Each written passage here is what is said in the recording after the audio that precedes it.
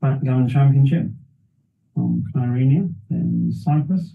It's the Merit Middle East Grand Prix International Tournament. I think we have Ada just explaining the rules to the players, so I'll be quiet for a minute.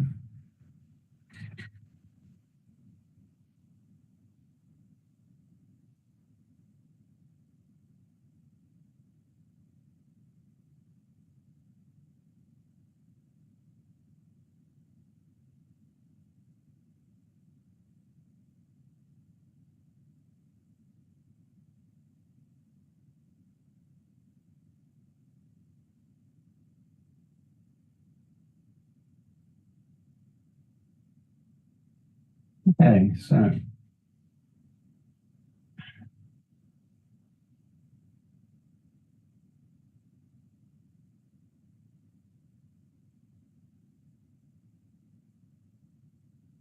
Hamadeh, who's from Dubai/Lebanon, and Umur Aras, who's Turkish.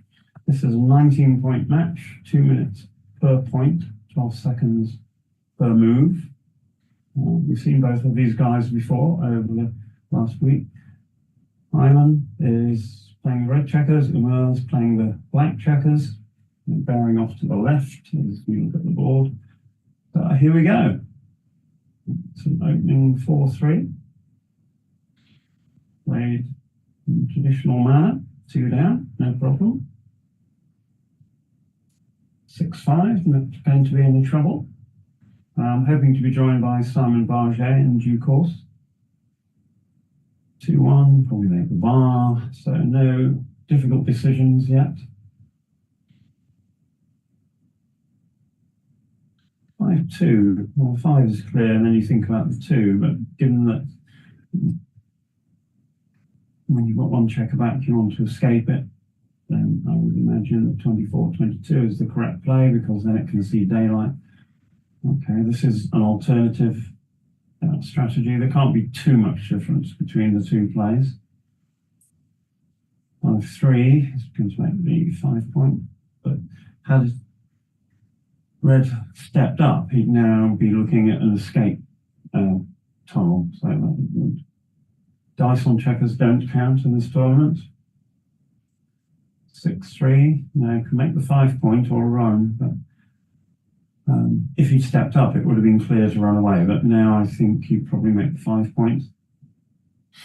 But if you run away, it's too easy for black, I think. 5 point is, after all, the 5 point.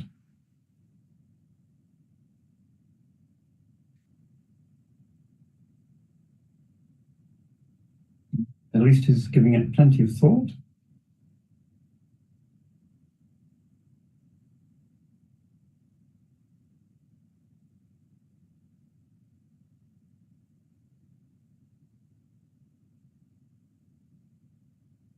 Decided on the running play. XG will prefer, given that black's block, this is certainly not unreasonable. So now black will split, yeah.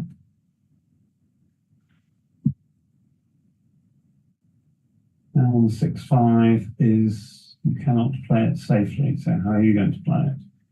You can play 11-6, 15-9. You can hit, but then you've got a whole bunch of blots spread around the board. So, given the strength of black's board, I think you only want to play with 1 blot. I would play 11-6, 15-9.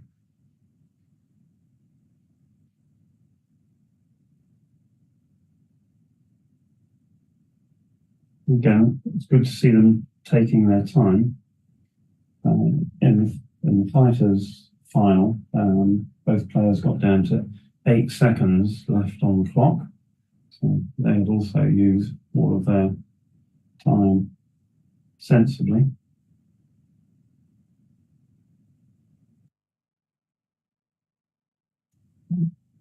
This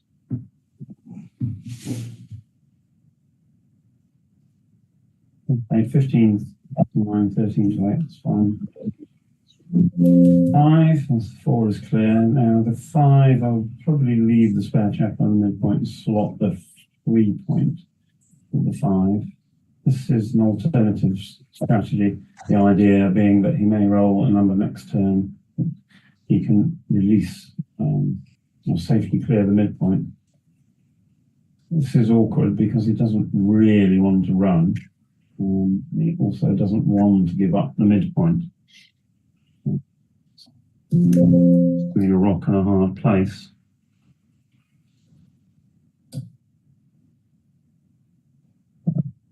You can make the 2 point and hold on to the midpoint. I think running away will be correct, so we can discard that as a possible play.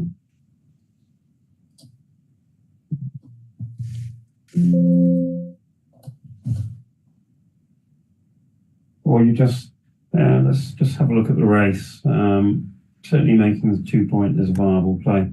The other thing to check is the race, which is very close. Well, I don't think I like making the ace point. It's a little bit committal. Double 3, so 2 down and make the 5 point. Yeah. Perfect roll. Double 4, catching up in the race. 1, 2. I'm just going to play 13 to 9 twice.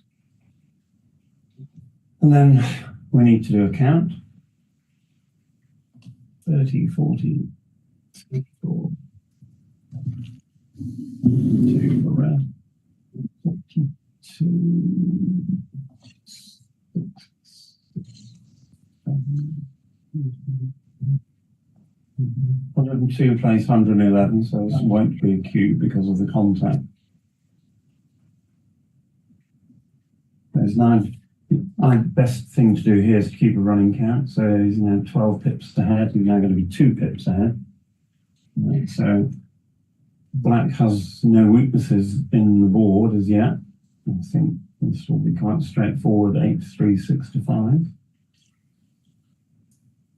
I'm sorry, I didn't see clear the 10 point. My apologies. So he's a few pips ahead. 2-1 was a little bit tricky, so do you save 2 6s or 1 6? I think this is a reasonable play because he may have to go very shortly from the red's 4 point. Double 6 probably going to end the game. 1, 2, 3, and 1 for luck. 4. 5, 2. It's not running, so this looks the logical play. Stop, count. 4. You may be keeping a running count. That was a very quick first game. Well played by both players. Not too many significant decisions. I think Mr. Pache is about to join us. Here I am. Yeah, thank you, Chris. Hello, everyone. So 1-0 already. I'm sorry I missed the first. The correct pronunciation. On we go. 2-1. Okay. I always like to slot the 5 point to 2-1. It's personal preference. If I'm losing, I'll certainly slot the 5 point. 6-1 makes the bar. 5-4 is an awkward roll. It's going to run away. Certain duplication of 3s here. 6 1s. So you've got, yeah, this is probably correct. So you need to get some coverage of the outer boards. 6 and 2 6, yeah. So black has escaped both back checkers. 4-2. So you want to make the 4 point and play 13 to 9, 24, 21 to get you better coverage of the outer boards. This will be 2 down. Okay, so now red's hoping to hit a fly shot on the 10 point, fly shot meaning an indirect number, so a combination of both dice. You don't see that there's really a huge choice other than this play. So hits with 8s, but only 4 of them, and 9s, So there's 9 hitting numbers. That's one of them. 5, 4. It's a 9. It's a Amazing 9. how often that block gets hit when there's only 9 numbers. Here we go. Can he come back in? Well, 3's nice, but the 4's ugly.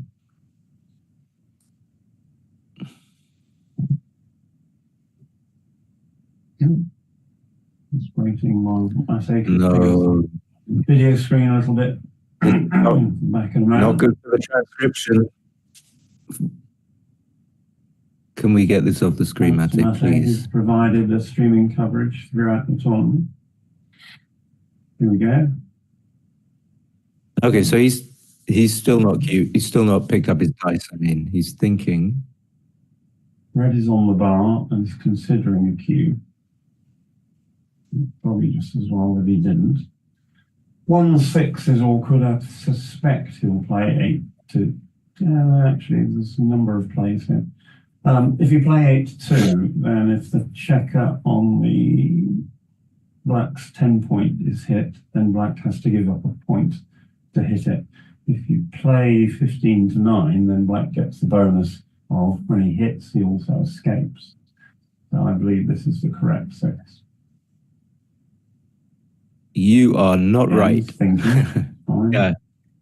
Well, can you hear me, Chris? now you run away and leave black purely an ace, leave red surely an ace to hit. So I think the correct move here is 22-11. Maybe ahead in the race. Sure, I like this play. It's certainly legal, but there's a lot of blots spread around. The reason I would have liked 22-11 is that it largely makes it a one-shot proposition for the game. And again, we're just having a little trouble with the graphics, so hopefully that will get sorted in a moment.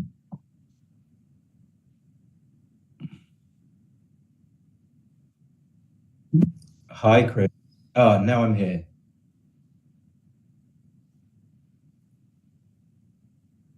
Can you hear me?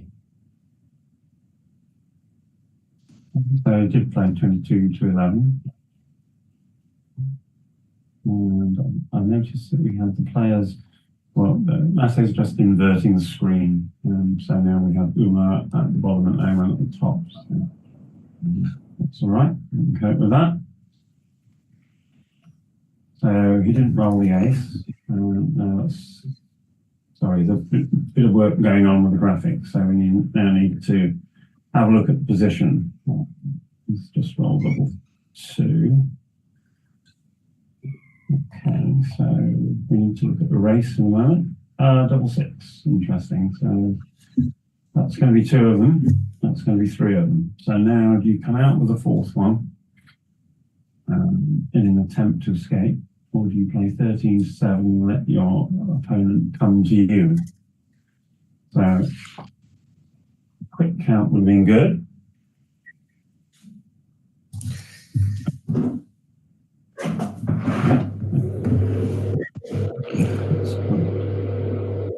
Sorry, I just need to do.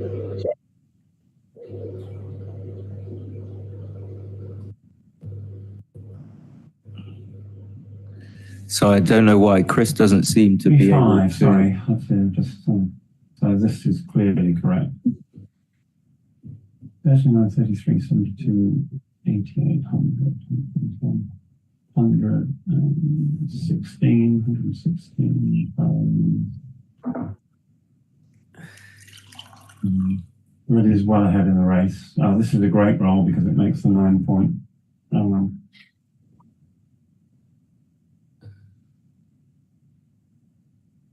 6-5, 2 down.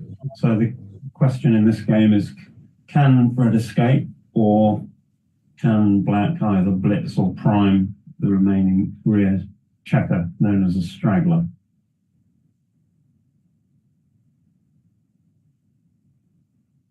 It's thinking about, I don't think, okay, interesting. Swift double, swift take. 2-1, not great. So do you play 11-8 or 2 down from the midpoint at 11? or 11 to 9, you can play this. Okay. Probably correct, because you want to keep the can't escape. It can strengthen his board. Okay. I think that cue by black was probably a little bit premature. He's now got very awkward numbers to play. The 6 is going to have to be 11 to 5. Yeah. The question is, do you play 13 to 10 with the 3, which would have left 7s and 10s? 5, 3. Okay, red's got a perfect board. Now, how's black going to respond? 6, 5, a great response. So red needs to come in and not crack his board, ideally. 3, 5, 3, 6 are massive, yeah? 4, 6. Sorry, 4, 4, 4, 4, 5. So now, oh, good number. You needed that. You needed that 3. Having doubled.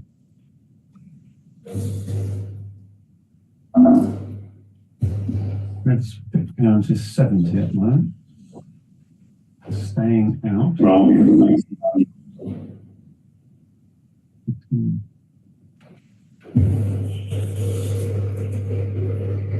Chris, Black is still behind in the race, so can't, obviously he's given the cue away, can't spot anything. The correct tactic when your opponent has a perfect board is normally not to leave any indirect shots, which is what he's done here. Okay, except now he's left double 4, which is probably 4, double 4 wins anyway. 1, 6, time to go time.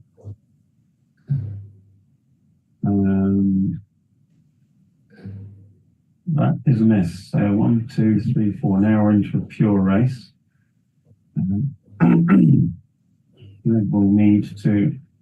So again, 63 plays 68. So red is 5 to 10. testing. Here we go. 3, 1 is not what you want. Oh, sorry, double 3. So now he's got a very clear lead. Double 3 in response. Still a 5-pick lead. Obviously, black has significant weakness on the 4 and 3 point.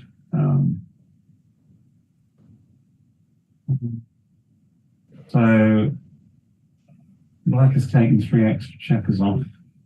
Given that he holds the cue, probably will need to take a roll. Still is taking a roll. 4, 3, 2 off.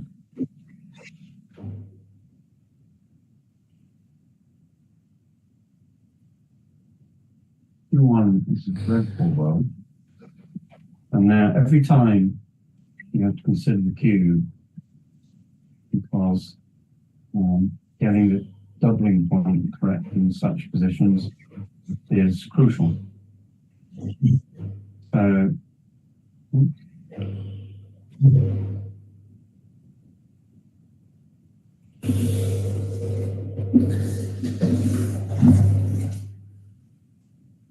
he's redoubling 4.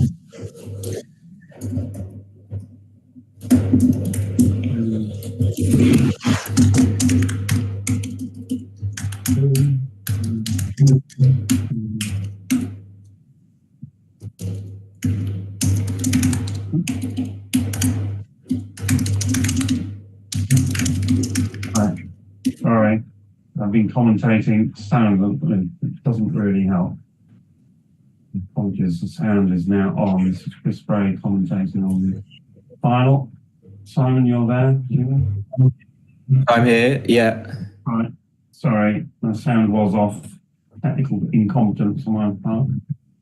Yeah, I was actually.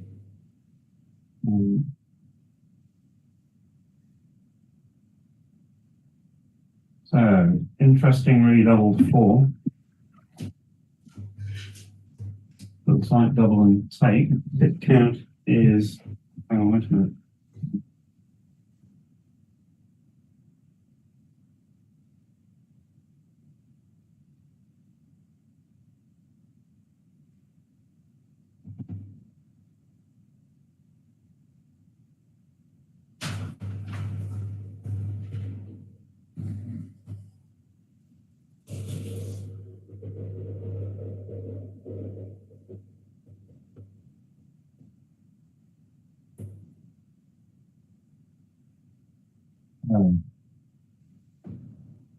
Pass that redouble.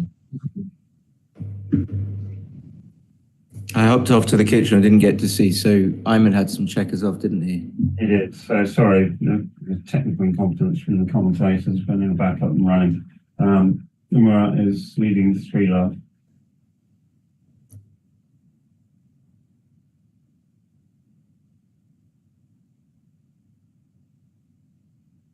Okay, it's 3-0 in a 19-point match. It's not a huge lead, obviously.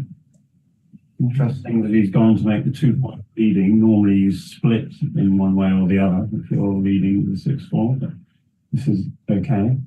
2-1. Interesting. And you do this, you can come down a slot. This is 55, wrong. Quite a big mistake, actually. Yeah. Yeah. Your opponent's got a blitzing structure, so you shouldn't offer the blitz. Yeah?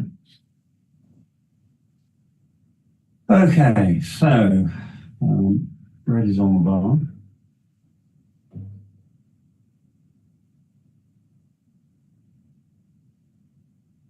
One. Just keep it going, I think. You're certainly not going to play 13-11. You can't afford to play with 3 checkers on your opponent's ace point. Apparently you can. So this would not be my move. It's not a big mistake, actually. Okay. It's not a big mistake. So double 5. Double 5 is double 5. Right, so now he must split. Yeah, okay. It's a reasonable way to split. 3-2 is 2 and up 3. So it's playing the correct tactic. Black wants to escape the last checker. 4-1 doesn't hit anything, and it doesn't save to the checker on the 18 point. In fact, it's a horrible roll. So what can we do with it? We can do this. You can just come down, maybe duplicate 4s or this. Yeah, Coming down is better. yeah, I would agree. That's 1 for Simon. Yeah. Right. Black now. Oh, I thought he rolled 4-1. Yeah, he did. He didn't, but he's. He did. Yeah. He played, I meant Ayman. He played 11-6. Right. Okay. Red on roll. Can he make the bar point anchor? Yes, he can. And then either slot the. I might slot the 3. Not much is going to happen there. You want to make another point. Some point in the proceedings. 11-8 is probably also okay. And 13-10 is probably also okay. All of these, right, double 2, well, it's going to be 9-point and 4-point. Unless there's any value, I think he's going to struggle. Well, Or switchy. I don't know about this. Yeah, quite often. He's certainly not going to leave a block, surely. You don't need to leave a block. So, as per Mishi's book, once you reach the advanced stage, you should not be leaving gratuitous shots. And there are lots of other things he can do. I don't understand that plan. Yeah, he shouldn't leave a shot. But let's. Switching was much better, actually. Yeah. Yeah. Big mistake not to switch. Yeah. So he's going to stay back because otherwise, I guess he's now going to get accused. Interesting. Actually, should have come. I should have slotted the. He shouldn't have slotted. No, absolutely. It should have played 11 to 5, but it's tiny. It is a cube, according to XG. Right. Yeah, so not switching was a big mistake because you can just gain lots of time when your opponent fans. Yeah. You just stop him from moving. So double take, that's interesting. First, oh, double 6. Well, it's going to leave a shot, but it leaves a perfect board to go with it. Oh, sorry, there are 4 checkers on there. Oh. Yeah, does he want to make the 2 point and leave 2 shots? My apologies, yeah. Does he want to make the 2 point though? Yeah, he does. He could have done. He didn't even. He didn't look. He should have done. Well, now you're going to hit definitely with the ace. Otherwise, you're just going to get blitzed yourself, I would imagine. So it was a big difference actually between making the 2 and then just bringing that checker in and not leaving 2 blots. You should have made the 2. This the right 4? It doesn't look the right 4. No, I think you just have to play 11-7. You I want to do think you this. have to hit. I don't see how you... You've got to hit. Yes, absolutely.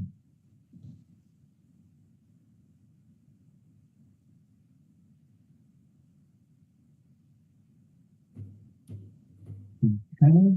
I don't like this. You've now put a checker out of play. You've got fewer numbers to make the 4 point, and you've got fewer return numbers. So in backgammon, sometimes you just have to take the risk. And that was one of them. He needs to anchor, fails. Now he's going to get blitzed. 1s, 2s, 6s. So the 1 hits. Oh, it was cocked, sorry. They'd roll the same number anyway. 4-1. Yeah, now come out. So red needs a small double 1 or double 2 if he's going to survive this. 5-3 is not a potential surviving roll. 6 is clear. Probably fine now. Yeah. He can play 8-3, but you get lots of benefit from the indirect shots on the 8 point anyway. Black's 3s are duplicated at the moment for making the ace point and hitting.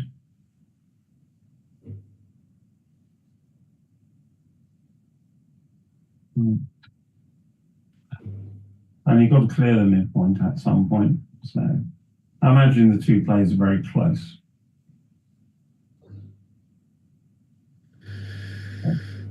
Okay.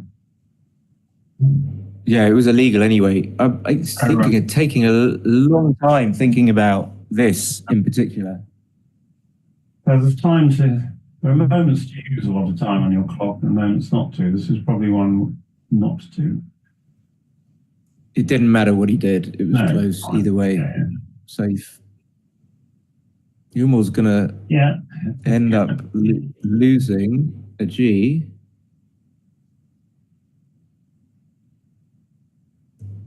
So I'll hit with any 2, 3, most 12s. 3 is good. Probably play this. Yeah, that's fine. So, Yeah, maybe I wouldn't leave double 1. No, I don't think you need to. Go on, double 1 just for fun. All right, no, okay. 2s, 8s, oh, that'll do. Yeah. Right, so barring double 3, and 6-2 is fine. Or back-to-back 6-1s. Yes. Like about 4 of them in a row. Yeah. Boxes, no good, doesn't play. Another 6. 6-4. At least we've got a nice clear dice today, which is good. So obviously the gammon is guaranteed if black doesn't leave a shot, barring miracles. 6-4, he does leave a shot. Now I think you play this. Yeah. I do too. Yeah. A 5 here will produce an impact. So does, top dice. So does the computer. Yeah. 6 has got 1 in, so 2 big numbers leave a repeater. Those 2 big numbers don't. Okay, red still has 2 checkers on the bar, so there is danger next time. Now any combination of 3, 4, 5, and 6 other than a double will leave a shot. Double 4, there you go. Oh my. The triple money. Misses. Double 5, double 4. Yeah. 6-2, and that's a gammon. So that's the end of that one. Doesn't need to roll. Yeah, that's fine. So Ayman takes a 4-3 lead.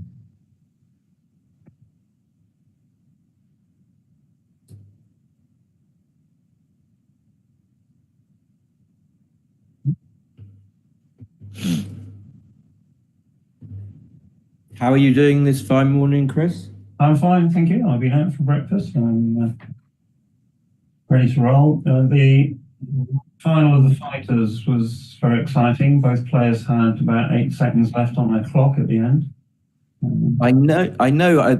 I didn't realize he came back against Aras. Yeah, yeah.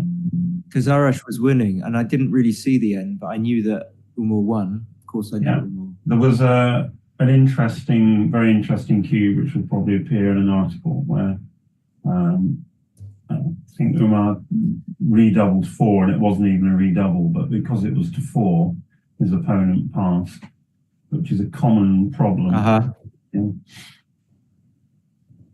So 2 down was a small mistake. Yeah. He had a 5-2. Yeah. Yeah, you don't come 2 down when your opponent's split. Right, 5-1, bit ugly. We could split, yeah, because your opponent's 8 hit and points. split. Hit and split. Okay. Certainly a contender. I wouldn't split without hitting. I don't think. This is probably the wrong idea because it leaves so many shots. So hitting and splitting, or hitting and not splitting, actually. So you were right that you could. So now with that sequence, Black has established a high anchor. You can probably just play 13 to 8 here. Rather, you can make the high anchor. No, you got to make the three is a duplication, and now it's a mutual holding game. 11 and swap the 3 point. Yeah. So less skill in this type of position than many others in backgammon. You're basically waiting for a nice big double. 5 is clear. Now 4 is interesting. Yeah, you can do this because of the not duplication, but the anchor in your opponent's board gives you license to make an aggressive play. Now you can hit and cover, which is probably why is he not covering? No, he missed it. He missed it. I think he just missed it, and now he's paid. He could well pay a heavy price for that. So that was just simply playing too quickly. Oh, apparently not. I just never get these things right, do I? 2 on the bar. Wow. What a sequence. It's not right to point at all. It's right just to come out with the 2 checkers from the 20. It's quite a big mistake. Yeah, because now... I would have played like he did. Yeah. The 2 checkers on the 20 are basically going to get stranded in a minute because red will come in like this. Exactly. Exactly. Come in and come out. Yeah. I would just come to the 20. Is that bad? Come to the 20 point? Yeah, it was better to come to the 20. Yeah, okay. Because you want to make the 20. It's not too dangerous. This is an awkward row. Now he can just run. Yeah, now just he can run from away. the 20. Now he should run away. No, I think this is, again, the wrong idea. Should he do this? This looks a bit... I mean, the only reason you wouldn't run is if it's too dangerous to run. Maybe it is, but I would probably run. So 6 to 2 in this position is not great. It creates what's known as it's a dilly builder. Yeah. So hello. Now he's looking at playing 11 to 2. There, I don't think he's looked at the possibility of running. Yeah. But if you don't see a play, you can't make it. We have. So who have we got in the chat? Murat, Elite Backgammon Events, and Carmen. I guess they're supporting Umur. So what? He went to the 2 point. He just went. He played 11 to 2. Now, of course, he didn't double 4, but you had to play 2 down. Running wasn't right at all. Okay. So what was this double? It's rarely right, obviously, to give up an anchor. Double 4 is interesting.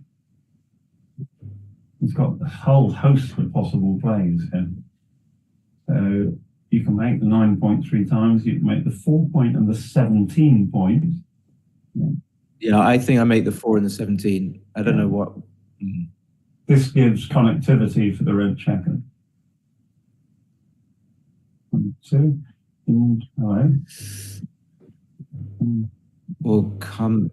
I think you make the 9. I think you make the 9, and then the other 2. I'm not sure about. Yeah, I think this is close. I quite like having a stronger home board before I have to disengage the red checker.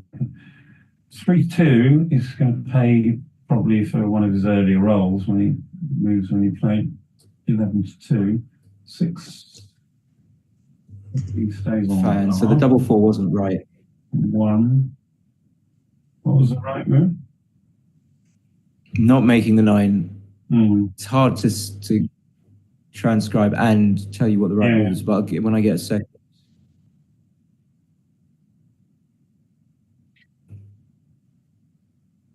Well, now is the time to go. So, if red stays out, does black have a cue? Well, we'll never know. To come in and hit. It wasn't the time to go. Yeah. Or it was close. Yeah. Trouble is, he was stripped everywhere, and now double 3, and he's going to get cubed. Lights out. I mean, it's like too good or something. 1s, 2s. Oh no, 4s, okay. 1s, 2s, 4s, 8s, and 12s. No, he near too good. I don't know what I'm talking about. But he does pass. It felt like it was a pass, but he's not that far. He's actually up in the race, and he's got a good board. So why did I not like this position for Ayman? No, it is takeable. Really? But it's close. Okay, borderline take. Yeah, I mean he's got a 4-point board. Yeah. Makes it.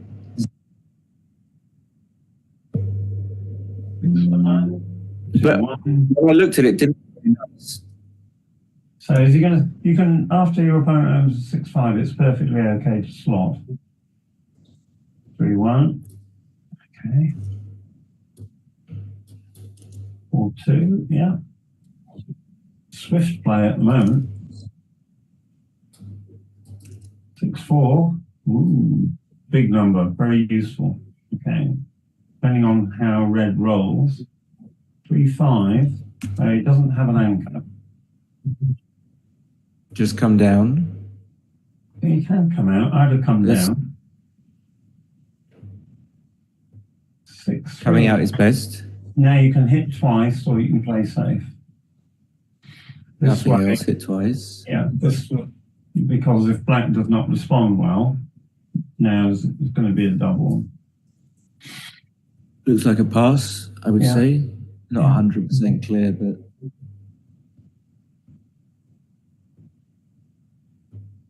And then is the cue, not too surprisingly.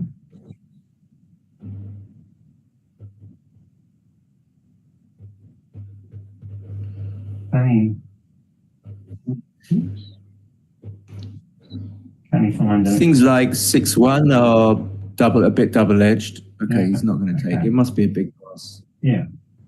We're behind in perfect game. Position, so not surprising. So, huge pass, 259. Yeah. So the final is proceeding at pace. 5-4 already in the match. Yeah. 19. 5-2. 5-2. He brings 2 down. 6-4's hitting. Yeah. 4-3 makes an anchor. It's all right. All quiet now. Another HG. Yeah. Another holding game. 1-1. Safety the block. Probably play 6-5 for me. I don't want to be on 20. I hate to put a 6 checker on the mid, but I don't really want to leave a shot. Yeah. It's got enough flexibility. I don't like this. It's just personal choice. Right? Yeah. Oh no, it's not. He's done that. Okay, Yeah. so he's done that. Why did he do that? Yeah. So now you've blocked your own big doubles. 4-1. You're just going to come down. Yeah. Unstack the heavy point. Classic holding game position. Double 4, you're going to point. Yeah. Huge improvement. You certainly are. Right? Yeah.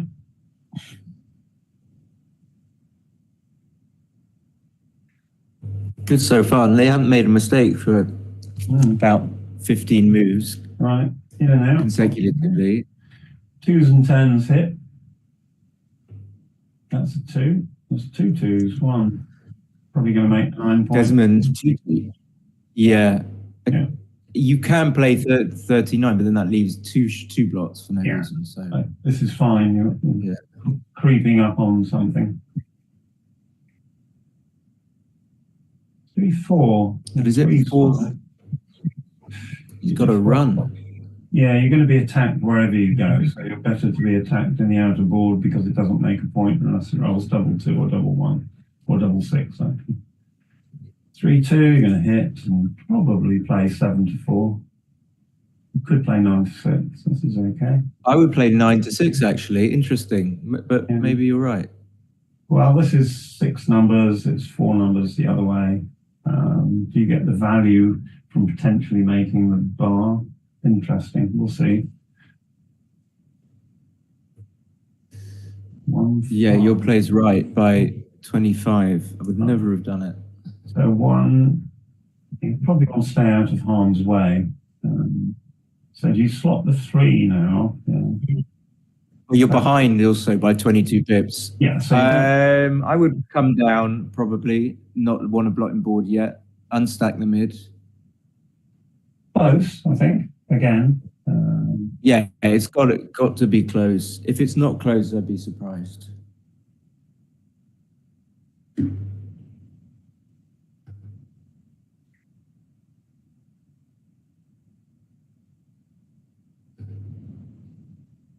Still looking at possibilities. Yeah.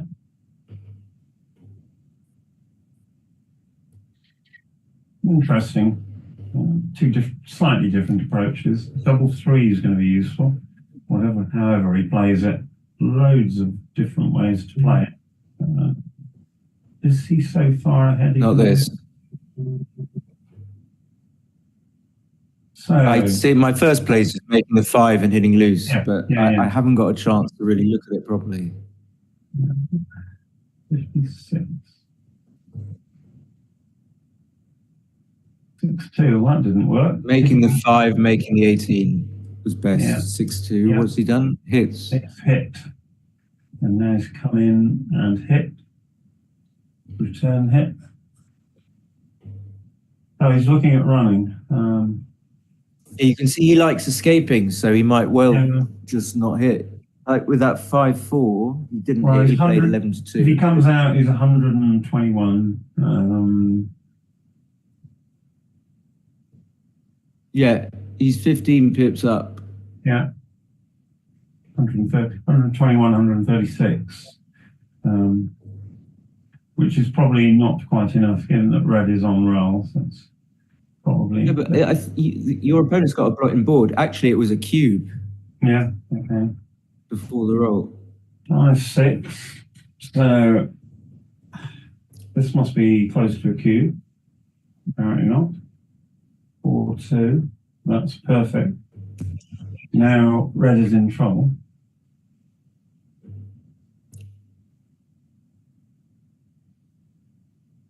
And 45 plays rather less.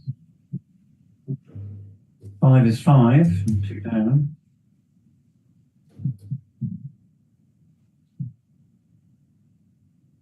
Or hits. He's going to hit, I don't know. Yeah, if you're going to, you may get a quick look at the race, but you may well be on the receiving end of a cube if you do this. Oh, it was already in cube territory. That's not okay. Coming out. Okay, coming out was best, or not? It's just a pass. So hitting was best. Sorry. 1. No. Hitting. But he's not going to cube anyway. No. So you've got to.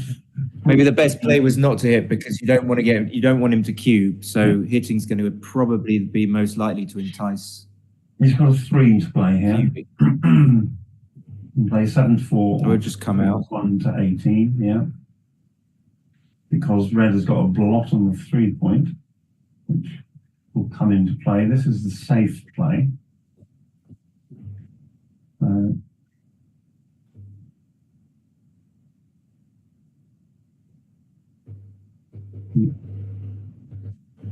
Looked like the right play. He fanned, so surely this must be a cue. So now you can run away or make the 3 point.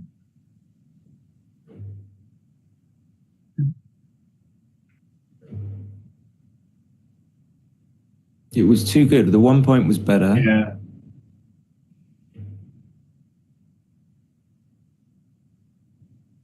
One. Surely this is 6-5. Run away. He's going to have missed his market in a minute, isn't he?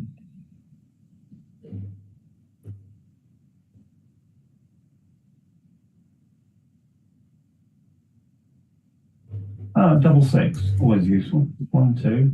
You'd probably run away. Can't see any value in staying, but then what's the race? Okay. Still time to think about the cube.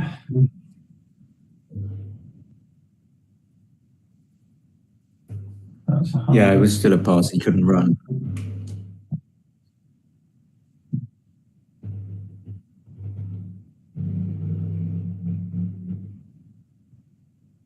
Am I right in saying it's only a 6-pip race? 100%. No, he's 24 pips down. I've gone badly wrong then somewhere.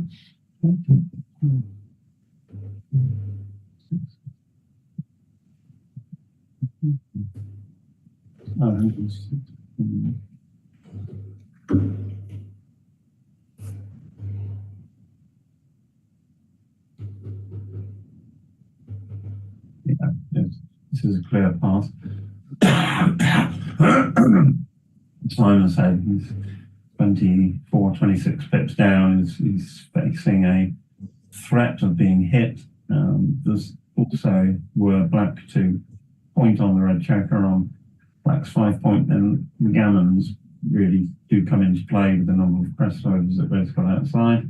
Even if red gets a shot, he's got a blot on his 3 point, so unless he hits and covers, that's a liability. So for all of these reasons, this is a very clear pass. Yeah, I'm going to be harsh and say he kind of, it's not, maybe he should know this. He's a good player, Umur. He's got a blotting board and he's like gazillion pips down, and he can be hit with a 5 or a 4, which can just, he could fan immediately and he can get gammoned. Yeah. So if it was me, I would be like knowing that my opponent missed a bunch of cubes and just monitoring just to make sure that he doesn't get back into, I don't get back into take territory, or that he doesn't just end up doubling me when it's actually a no double. Yeah. And that's what you've got to do when you're playing some bit of a buzz. Okay. No, kind of 4-3. Okay. Perfectly normal roll, hit and down, 5-2, standard backgammon. In opening, known opening theory. This is easy as well. 1, 2. Well, actually, you can choose between the 5 point and the 3 point.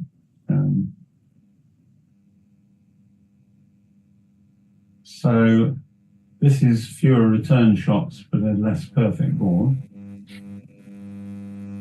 I tend to make the 5 point. 5-6. Well, the game would have been over with, well, not over. It would be much stronger for black with my move, but there you go. Doesn't judge by results. 5-4, you can make the 4 point, or run away. Running away doesn't look right, and you've got 2 checkers trapped. Sorry for the buzz, I don't know where that's coming from. 5-1.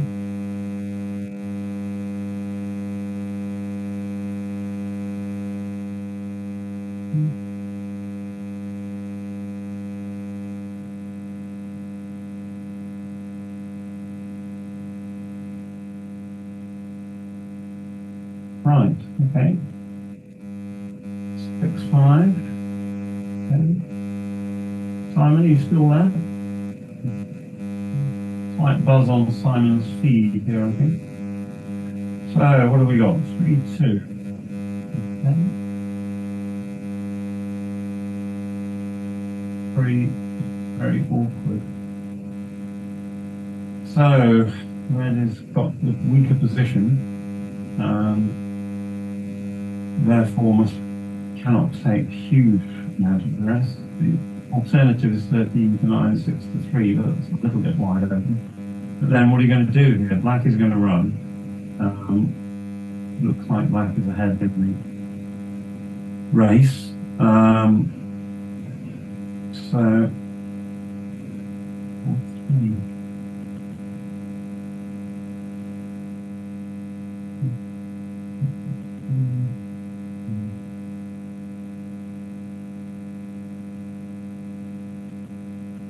looking at the alternative, if he plays this 3, he plays this 4. So here comes the cube. Nicely done.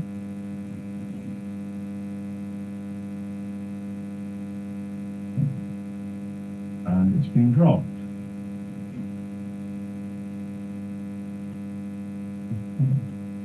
That's 6-5 to Ayman. 6-5.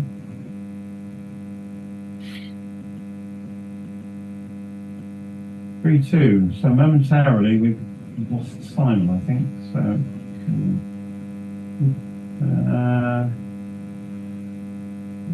and 4-1 splitting. 3-1. 2. Fairly standard fare.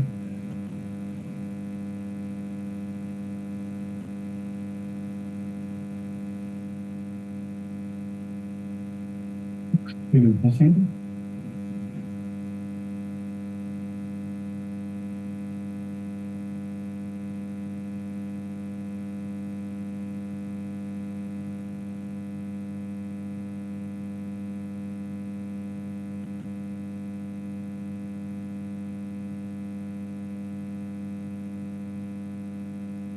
A lot of buzz on my machine, I apologise.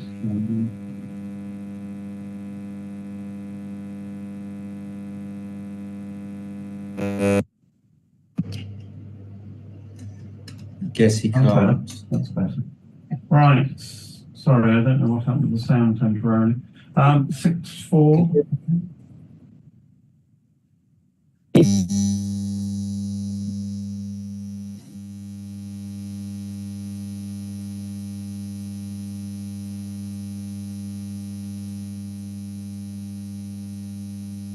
Then black is doubling. This looks like a take.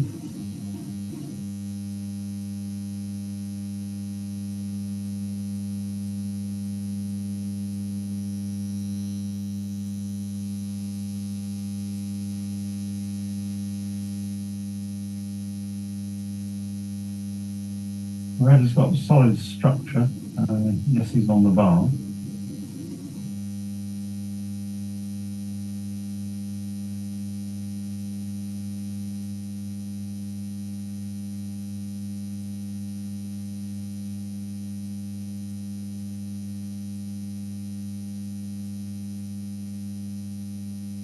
So, what do you think about this one?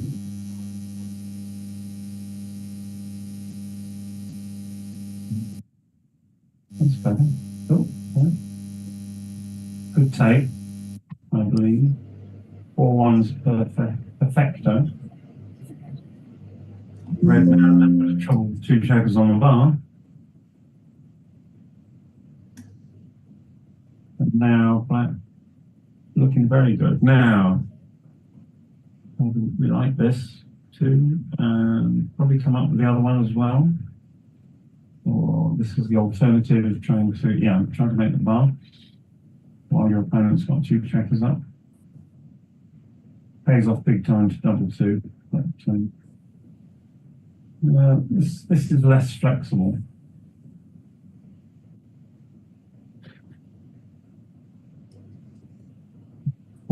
So now black would be looking at making the point. So 2. Slight problem because of the last play.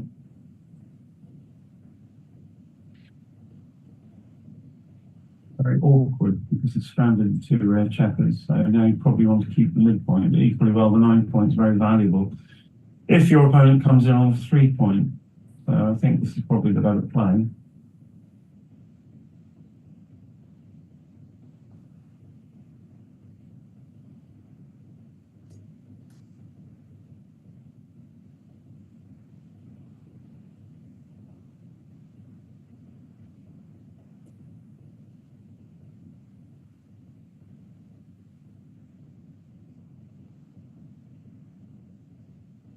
Chris? Yeah. Ah, Can you hear me? okay. Yeah. Yeah, Right. great. Okay, double two. Oh, it's not. Double six. It makes a difference. Yeah. Still got two on the bar. Do you want the bar? Key question. It's a slightly ungainly structure. Black could have had opportunities to create a much better structure, I think, those ended up doing. But this is perfect, obviously.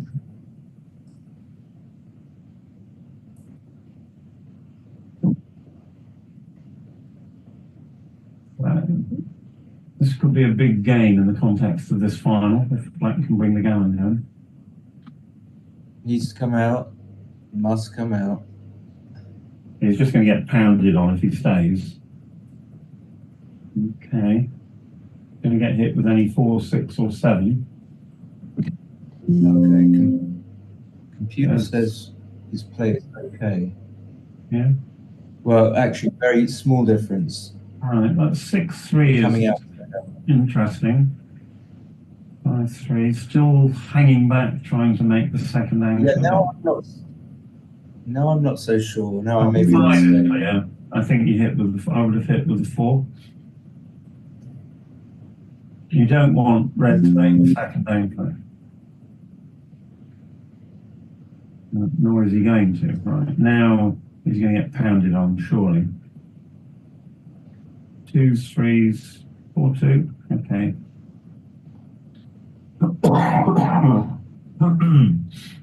1 and 5. Okay, red has 4 checkers back.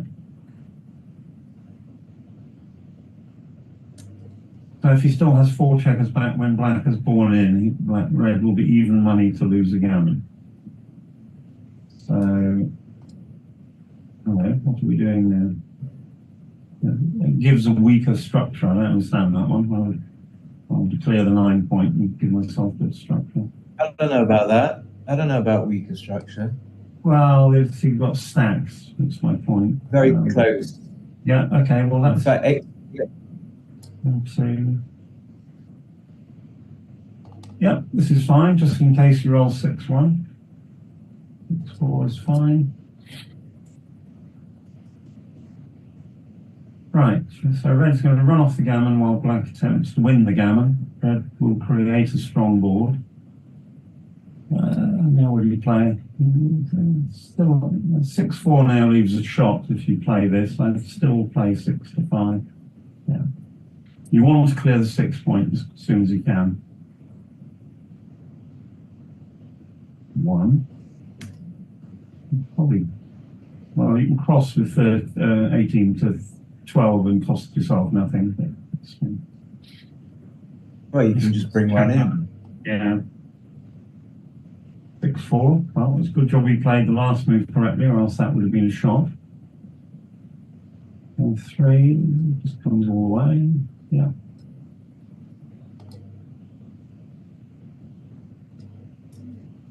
Four is clear. That leaves a horrible structure. I think you do this. You're going to pay off to some 3s. Sorry, 4s. 2 checkers off is 2 checkers off.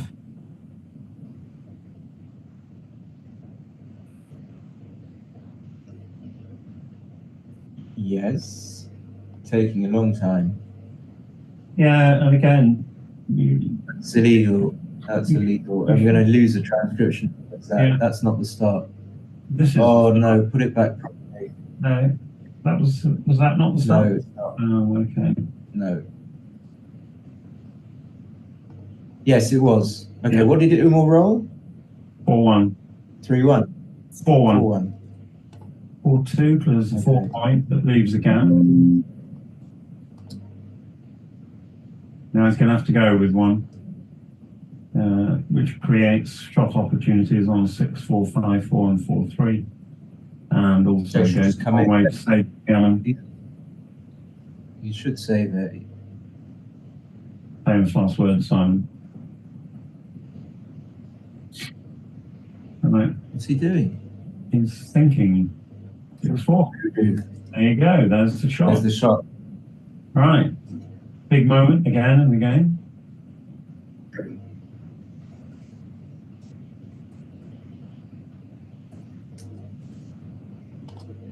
Pepper in now. He's in gammon saving mode. It's interesting. Black could have blitzed the red checker on the 2-point when it was there. And then red would still have been on the bar when he rolled double 6, and black would have been a long way towards winning a gammon. I think he was slightly timorous in his approach to this game. Now he's taken 2 off with the idea of trying to win a gammon. If you do this, you've got 9 crossovers left. Yeah, I think given how tight it is, the other player is probably correct. See if he'd have rolled the ace. Yes, he would. That would have been fun. Would he have hit it? No, he wouldn't. There we go.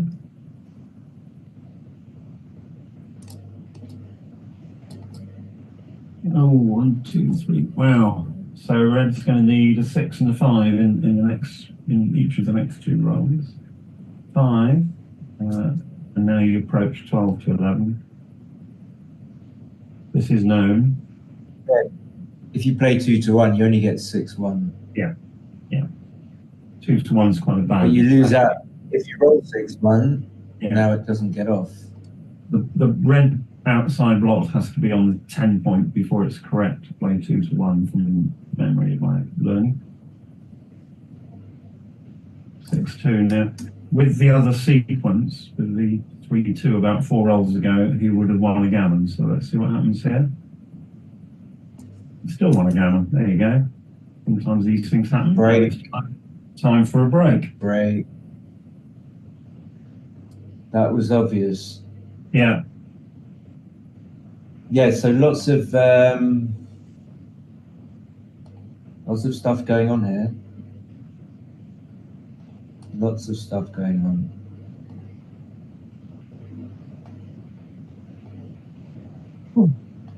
Oh, let's go ball.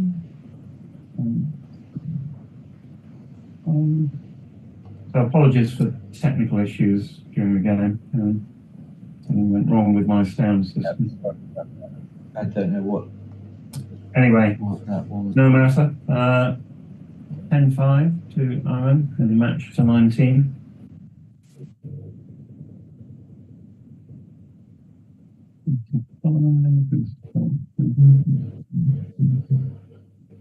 So he's about 81, 71% to win. Take a 5-minute break, Simon. I'll be back. Okay.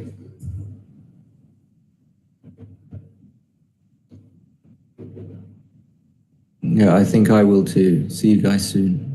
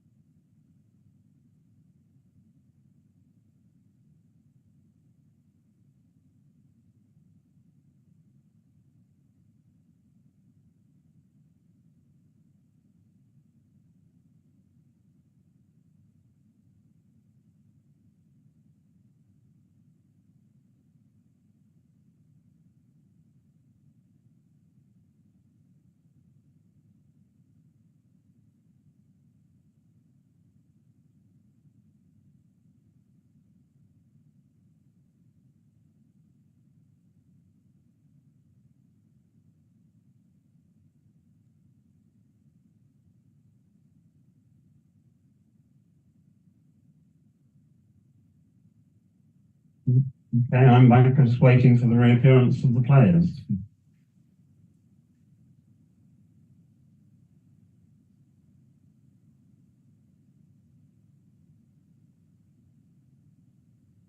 Hi, I'm back too, but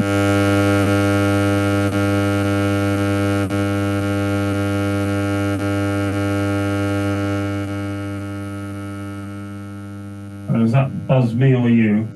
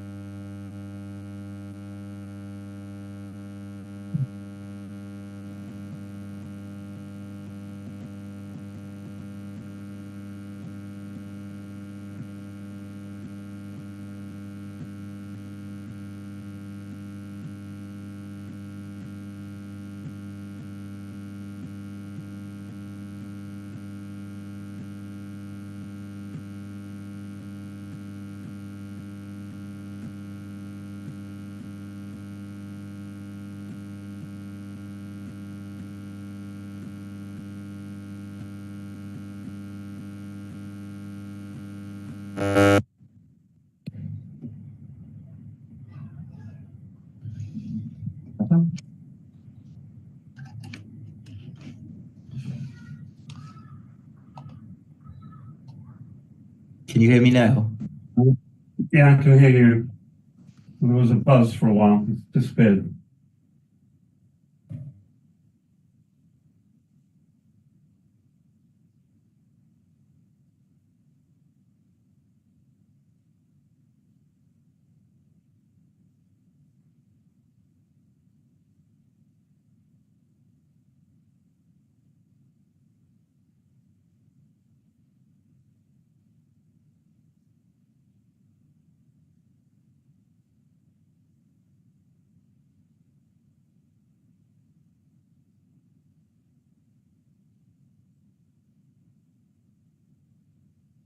What we need are some players. What do you think so far, Simon, of what you've seen in terms of the final? So I'm often feedback I do.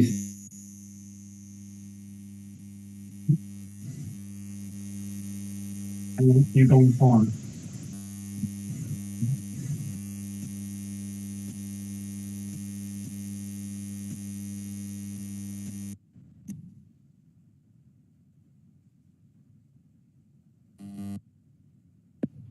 Hello. Right, that's better. Sorry, there is it. I think it's my audio. There's a Okay. problem. There've been, yeah, to be honest, there have been quite a few mistakes. Connection got cut off, but at the moment, Umur's playing about 5 and Ayman about 13. Okay. And you really don't want to be. I mean, 5 is fine. It's very difficult to play at 4 and below unless you're a real top class player. But playing at 13 is not where you want to be in a major final. How are they doing on time? They've got plenty of time left. Time should not be an issue. The key with a clock is to use your time efficiently. So you take a long time on difficult plays, but if you have a move where there are two plays that are very close to each other, maybe 1 pip difference or something, then you shouldn't be wasting that much time if you are going to use your time properly later on. We saw yesterday in the final of the fighters, both players down to 8 seconds. Well, then you're playing an automatic, and you are going to make mistakes. So there are various players in the world who always run their clock down, and the world's #1 player is one of them, Moshi, who always consumes a huge amount of time early on in the match and then is always short of time late in the match. I think that's something he could do with adjusting. But he's happy with his style. He's the #1 player in the world, so who am I to tell him what to do? But that's my view of watching him. Maybe Dirk's the #1 player, just to be controversial. Yeah, it could be.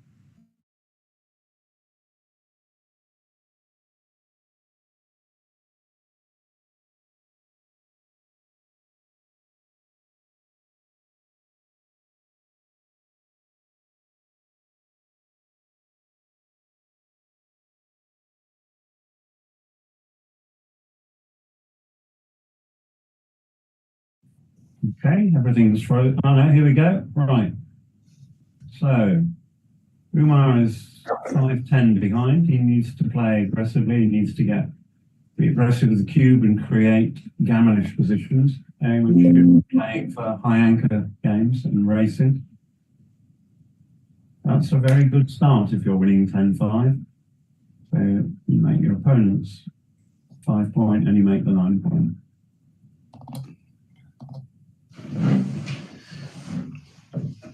So, Chris, you can hear me. I can hear you, Simon. Okay.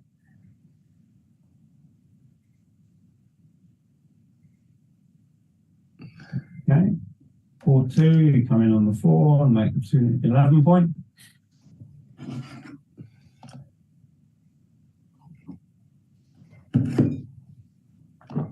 6-1, okay, fairly standard. Red would now like to make the anchor. 5-2 is awkward, but I think it's probably, oh, it's interesting. You could consider splitting with the 2 at the back because he wants to make that high anchor. Racing with a 6-3. Not racing with a 6-3, probably a better choice. Oh, can you hear me now, Chris? I can hear you now. You went for a bit. Okay. Well, they're playing really quickly. Yes, a couple of plays where perhaps the right move was different. Now, Black's got this beautiful broken prime and his opponent's high anchor, but luckily for Red, he's equalised the position. And now you're in the position where Black has stranded rear checkers again. He's not going to be running with 5-4, so what is he going to do? He's probably, you could hit and come to the 4 point with a diversionary tactic. Yeah. Come out with both. Come out with both, or you could come out with one of them after the hit, actually. That would be the other move. Okay, this was the right play according to the computer. Good play. 5, he's tidied that up nicely. Why are they playing so fast suddenly? It's impossible to keep up. Yeah. 5-1. That's the 5. You're not going to come in 1 and go 5. You could come in 5-1 and run, but that's wrong. You can come in 5. Yeah. So you want to spare on Red's 5 point because you want to be able to run next time. So if he's going to play this one, he's going to play the wrong 5. Or he could play bar 29 to 8, but I don't want to give up the 9 point. Yeah. It duplicates I would forward. just play this. This is very logical. You keep the broken prime. You create a runner ready to go from Red's 5 point next time. Yeah, there's no other play. He's not going to do it though. He's going to find one. Now this is wrong. Yeah, wrong plan, I would suggest. 5, 2. Another 5. Yeah, that's so Red's got the right idea, and so much he now has a runner. Now this 5-1 is going to be awkward. He's just going to have to run off the 24 point. Excuse me. Yeah. Good play. Yeah, that one was good. Now he's going to play 13-7. Or make the 9. Could make 9 points, so that would have been more, at least worth considering and having a look at the race. No, he was right. Now come in and out. So, They seem like they've taken booster tablets or something. They're just playing. Ooh, 2, and let's pop out with a 5. Yeah. Yep. Yeah. So even if Black hits back, which he's failed to do. Right, so 3 checkers-ish back each. The race is not going to be relatively close for 5, 6, 7, 6.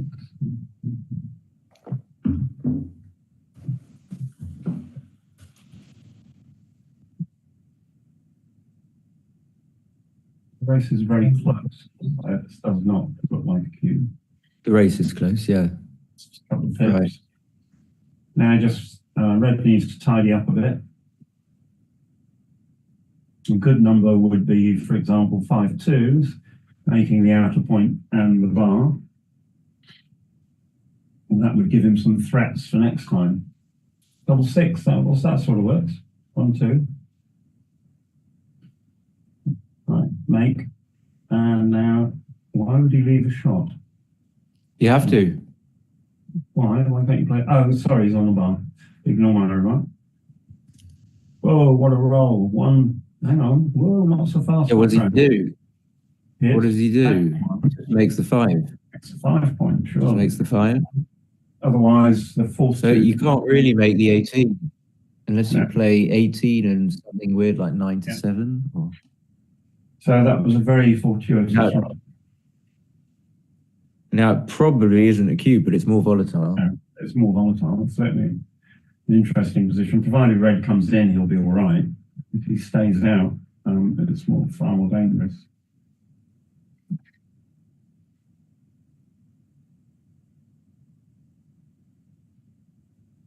What? Well, this is legal. Is it correct?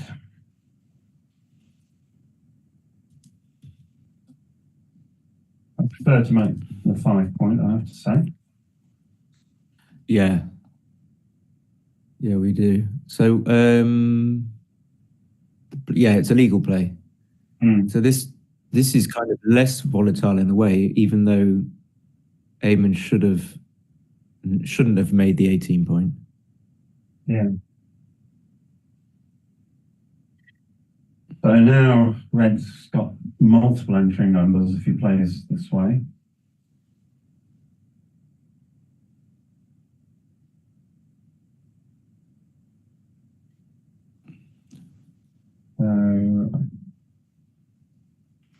He's presumably thinking of doubling. So is it a double? The score might make it a double. Could be a borderline double. Yeah. Could be. He's only really got 5 4. 5 4 5 6 double 5 and 1 4. Yeah. What I would consider and 3 6. Yeah. XG Mobile makes this a teensy weensy double on an absolutely trivial 10.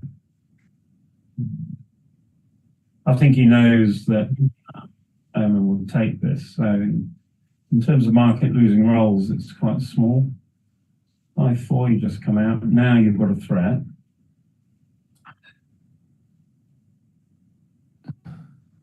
Oops, 4 2 2. Yeah, it was a double. Yeah. So now Black's got the 2-7 holding game with an impure board. So I would have thought this was a cube now, definitely. Just a pass, I think. Yeah. I think he's lost his market. Well, you lose your market in the theoretical world, but not in the real world. An important difference. I only do theory, Chris. I'm a man of theory. Sorry, Tom. You're a man of theory. Okay. I'm a purist. Right, it has double. But the whole point is he rolled his market, one of his best numbers, which was why it would have been a double before. And Black hasn't done anything particularly good. So yeah, it makes sense that it would be a pass now. Yeah. The 2-7 game is just not a useful game. The 2 black points don't work well together. Yeah, he's dropped. Good. Nice. Yeah, it's a massive, massive pass. 287. Yeah. That one wasn't difficult.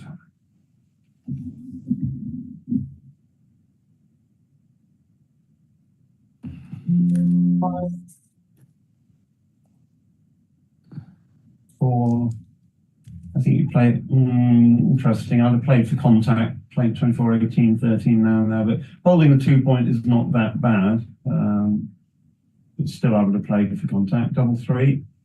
What do I know? Going to make the 2 points. So he's escaped checker and a stronger board. So the 2 is clear. You can duplicate 4 boards, play 6 to 5. No, I've got a split. Oh, okay. Well, he's got 8. Black's only got 8 in the zone. Yeah. So Had to split. Oh, yeah. Despite, and there's a fan. Now the cube is going to be coming. So black's escaped. Yeah, I let this go. He's miles ahead. Even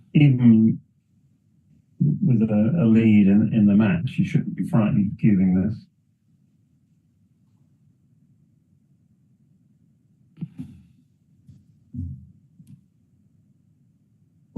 Did he take? He took.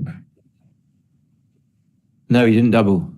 I didn't. Yeah, It was only a small double, I think, because it's a big pass. Yeah, no, okay, but And it's like,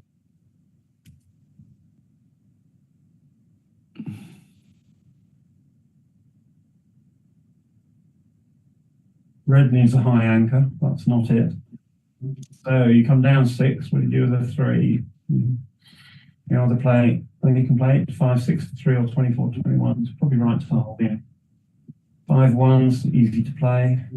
Black's position is improving all the time, yeah. 5 4, going to make the 3 point. And again, black's 6 4. Now he's going. yeah, it's too good now. It's Yeah. just too good. I mean, he missed like some small doubles that were big passes. 4, even right. So now Probably needs to double now. He definitely needs to double now. yeah, Some bad numbers. perfect numbers. It doesn't matter, does it? Well, was I Yeah, wrong he's- about that? He's obviously way too good. And now he's doubling, and now he's going to cash. So he could have played on there, played for the gammon. There's no risk.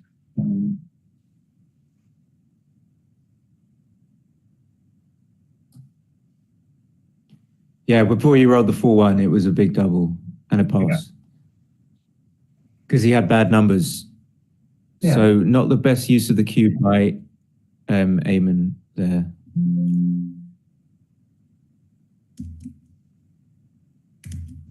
3 2, followed by a 5 1.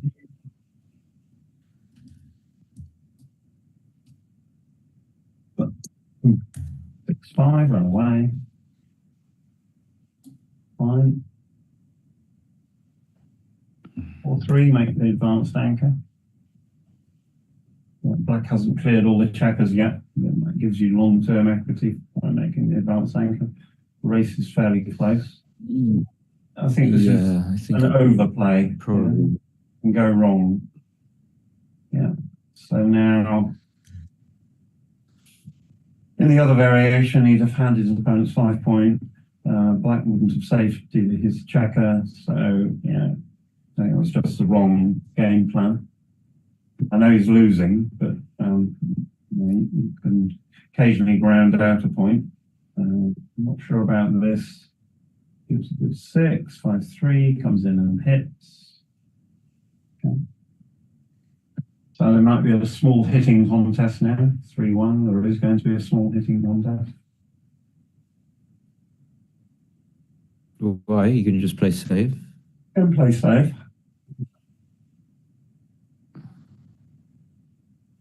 Again, now any 6 by red is not great, like that one. Now it's going to make the bar. So that hit paid off. 6 is clear, 5 is clear, so not difficult. And again, red is behind in position, but that was his own fault this time. Did not make the right play with an earlier 4-3. Improved matters, and improved matters again with that fan by black. 4-1, maybe come to the bar. Fine.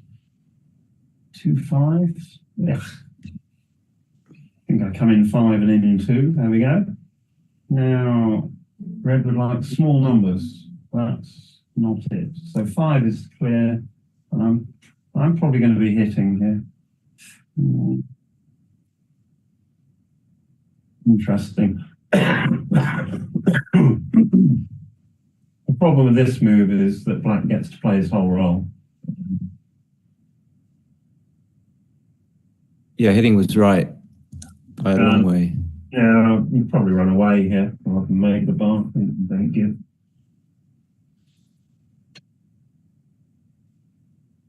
I would make the bar. Making the bar's nice. I said I would make. Yeah. This way, black's escaped all the checkers and the onus is on red. Making the bar was a big blunder. Yeah, that's fine. I would agree with that. Right, so now red needs to keep his two rear checkers at the rear because he wants to establish an anchor. If he'd run 22-13, he was just losing. Black would, what have we got? 4-1, no excitement. 14-8.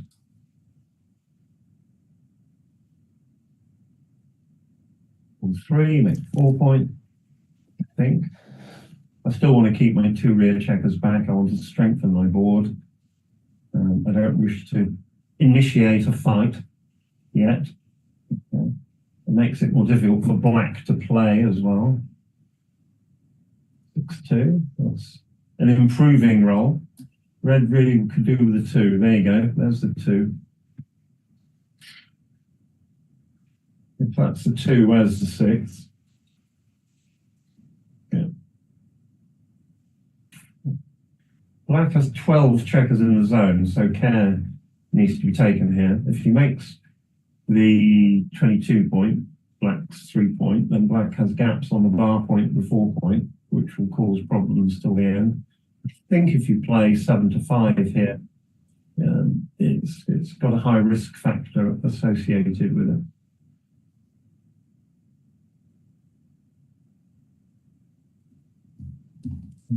I like this play. Very close. Yeah. Not necessarily right to make the anchor. Yeah. Now he's glad he did make the anchor. Oh, this is going to be fun as well. You play 2 down. You're certainly not coming off the back. You don't really want to give black control of the outer board. You could play 13-11. Duplicating aces and keeping some pressure on the midpoint. Yeah, but he's still got a 6 that he can play from the 8 point. Yeah, he owns the butterfly anchor. Okay, it's not quite right. He should have kept the mid. Yeah. Okay.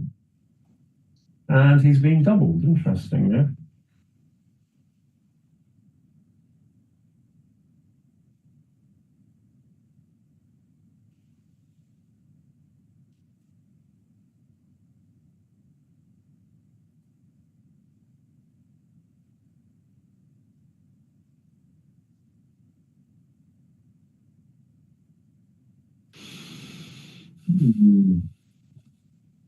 I've got something wrong.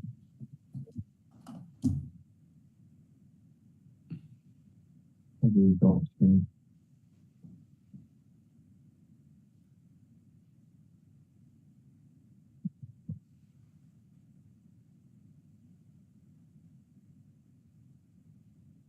There are 6 checker on this. 1, 2, 7, 8, 9, 10, 11.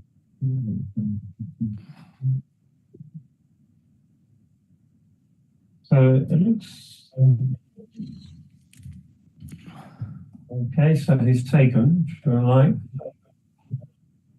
The race was relatively close, and Ed owns the butterfly anchor.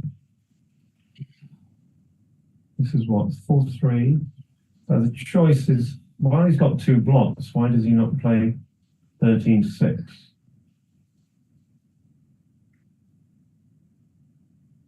Simon, are you here? I can't hear you. Yeah, I'm here. I wouldn't leave a shot even if he's got, because he can still he can just maybe not have to. It was very close between the 2. 6-2, 11-8, yeah. Yeah, and slot the deuce probably. I don't know. What's he done? Whoa, nice number, double one. 2 down, because you want to be able to clear the midpoint quickly and effectively. What did he roll? Double one. So he made the 3 points. What's he done? Well, he's made the 4 point, sorry. He hasn't cleared the midpoint down to the 12 point, which is perhaps surprising.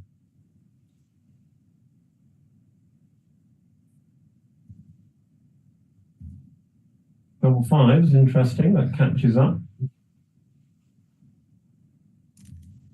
Do you keep a 6? I think you're going with any 6, so why don't you come in 8-3?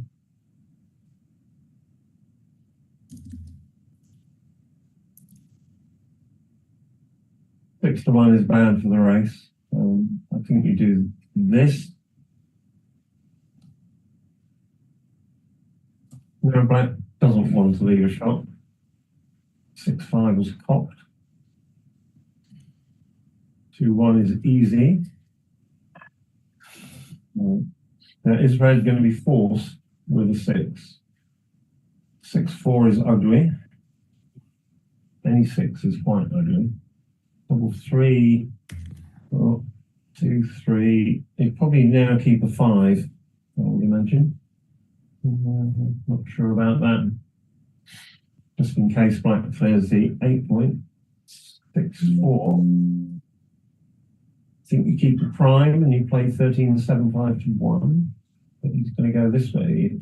This is not bad because it's a trap play effectively, because red's board is gone. Now red is forced with only 5. Quite like the play. Yeah, I would clear the 8s. Yeah. It only pays off realistically to double 5. So. I don't know. What is the... The only rolls. 6-3. 6 is clear. Making the ace was best. 6-3. Yeah. Okay, now you're going to hit. You're going to have to hit, aren't you? Probably. Do you protect aces or not? So you hit with a 5 because race is so close, and in fact, black's probably losing the race. So you can try and rely on the prime and play 13-5. So that's one tactic.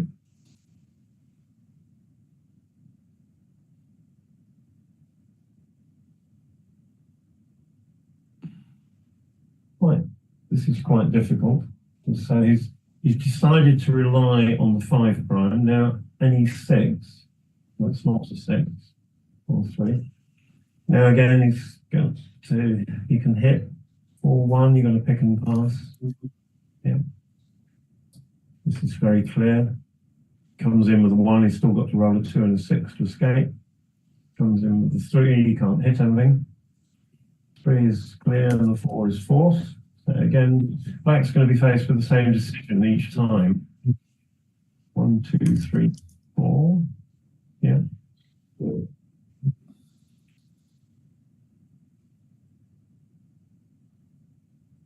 2-6. One simple from paradise, as we used to say at double part. Now 4. Now do you play 8-4-7-6? I don't like this play. I'll play 8-4-7-6, but this is the safe play.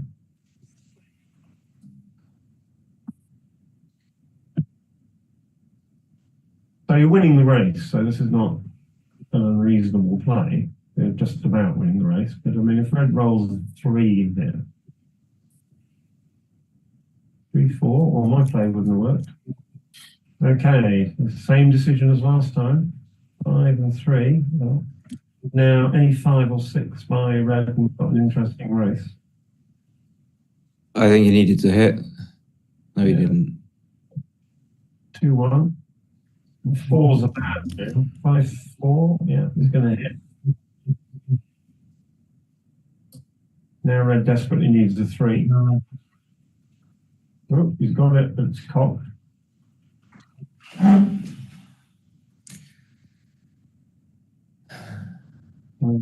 He has not had the dice, as Umur. 3-1, takes 2 checkers on. Could have cleared the 6 point, but this is probably right. 2 off. Oh, definitely right. Now 6-3 is the only really bad roll. 4-3 is fine. There's obviously a gap there, but Red's home board is not going to contain anything, even if he gets a shot.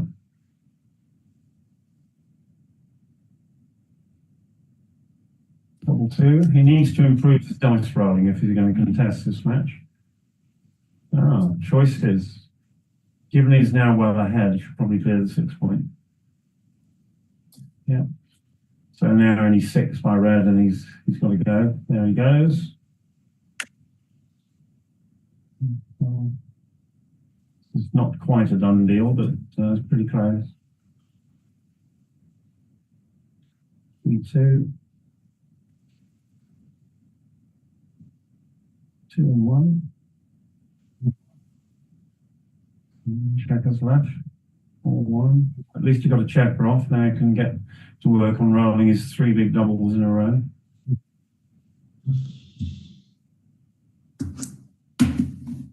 That's missed. So that's the end of the game, basically. 2, and that's the end of that one. So 13-6 to Ayman now. 13-6. Okay, I've had enough with transcription. My arm is hurting. Okay, that's fine.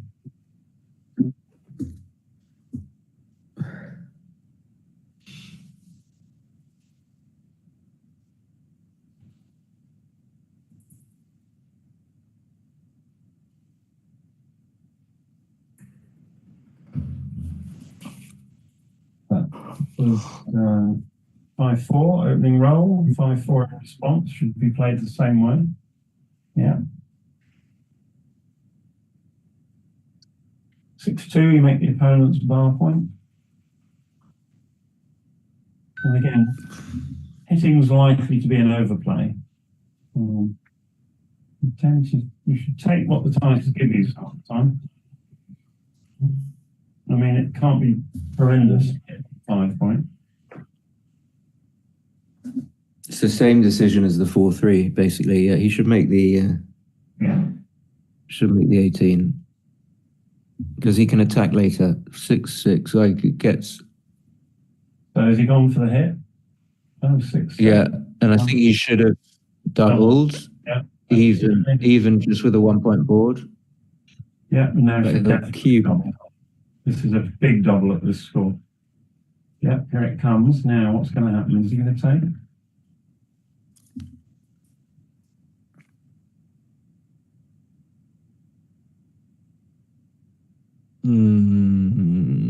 I don't know whether this is take or pass. Difficult. Definitely Perfect. pass. Double 2. Now, do you make your opponent's 20 point, or do you create them on? I don't think you need to do that. It's fine. I do. Yeah. I do. Oh, sorry. I don't see why you wouldn't. No, I thought he was on the bar. My apologies. Stay down. Yeah. You can even play 11-7s. 8-5. No, I just wouldn't give him it. Even though he's got a blunt board, I wouldn't give him like a number that allows him to get off the 24 point. He's primed. What? This is okay because now any hit gets a return shot. 6-5 is cocked. The only problem is you've obviously given up mid. This is doing nothing. 5-2. Well, he's got a split, but I don't know if he can there. But yeah, he has to split at some 3 point. is not what the doctor ordered. 3, and then you just come 11-6, I guess. Yeah, now I don't know about your idea of like just slotting the bar, because now your checkers have overshot the bar, so you're not going to be able to make 3. it. Now, are you splitting into this? Now you've got a bit of board. Yeah. I think you have to. So if you don't, you're just going to get Round down. Yeah. crushed. 5-3 makes the 3 point being pointed on. I think he would clearly he wanted to make the bar above the 3 point, Yeah. but he couldn't do it. 6 and 2. Slightly ugly. So if you play safe, you're playing 9. So you do this, and you probably do 5 to 3. Yeah. This is only 6-2. I don't think you can leave. Can't leave a shot now. He's got a 3 point Now board. he's going to run with. So this is the problem with Well, problem this with is not the having the problem. bar. This is why I like the bar slotting play earlier. I mean, it may have been wrong, but oh, what a great roll! 1, 2, very clear. For sure. And then just 9 to 7. Oh, don't make the 2. Yeah, I don't know about. Well, if you play 9 to 7, Yeah, you could slot, then play 1, and then if you do this, you play 9 to 8. I think I would slot and play 9 to 8. Yeah. You want the perfect prime ideally before you run off your opponent's 5 point. This is, no, I don't like, this will win some more gammons.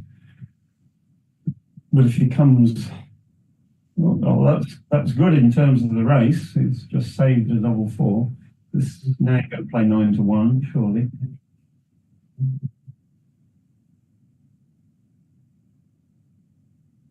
Yeah. Now if he comes in with a 2, doesn't come in with 2, now red has to run off. So he has to run the gauntlet with the protection of a, what's that? 2 and Double 2. They just keep going. Yeah, I'm not sure about that double 1. I didn't yet. There were lots of things that were going on there.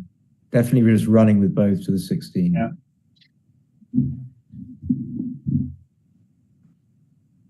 There you go. Now double 4 is a nightmare.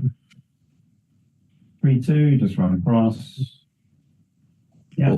Or you could play 16, 14, 16, 13. I'm not sure. Yeah, I think 1 block's enough, just in case.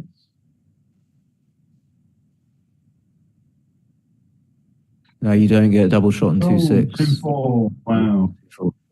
Continuing to roll the nuts.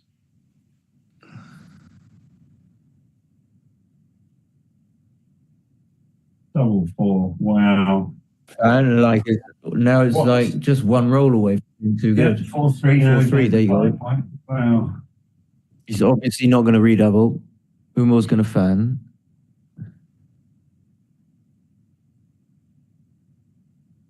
You could do with a 1, 4. Ace 4 has to Ponsonby.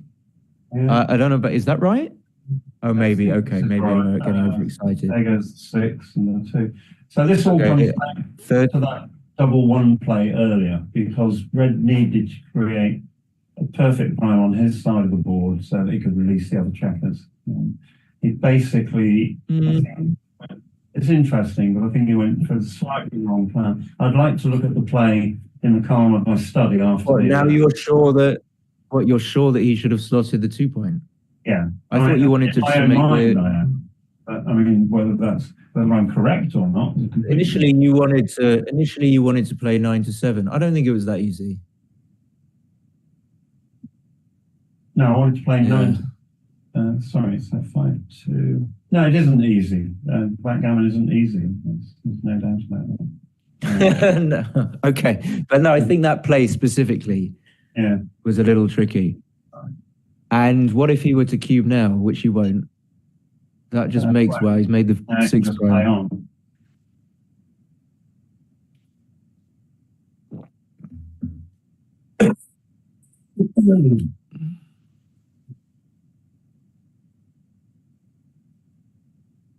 Yeah, I don't know what was right there. Well, you don't get a choice really much. Is he thinking about redoubling? Yeah, I think it's a redouble. Yeah, it's a redouble. That's clearly but he's not going to. 4 2. No, I mean, it's a redouble because he can roll a number that leaves a shot, and he doesn't want to do that, so he needs to cash. Now he's fine. I don't think there's any bad number. There are no bad numbers. But next go, no reason to hit at this score leading. Coming off the 8 point and cash whenever you want, so hitting would be clearly wrong. Yeah, exactly. But the thing is, he won't cash. He'll just roll because he's not thinking along those lines. You could see that what he was thinking was, I see those 2 loose checkers and I want to hit to try and pick them up. I'd be surprised if he redoubles here. He's Redouble sort of pass. shaking. And here we go. There you go. Oh, there we go. Fine. So that was a bit of a freak, realistically. He had a 1 in 12 chance of coming in from the bar and hitting.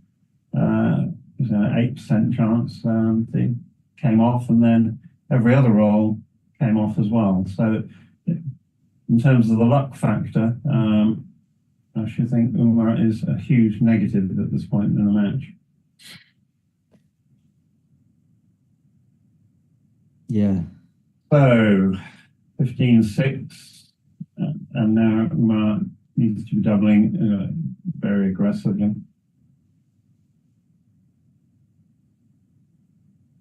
Two, one. I slot here. Yeah, nice play.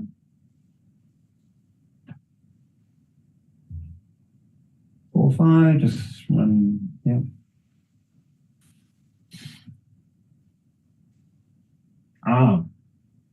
The worm turns. 1, 2. Now you make the 5 point or the 3 point. The Like 5. 5 point. Yeah, nice play.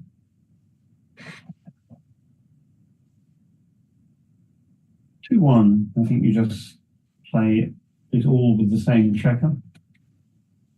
Yeah. I don't. I would just play 13-11 and unstack.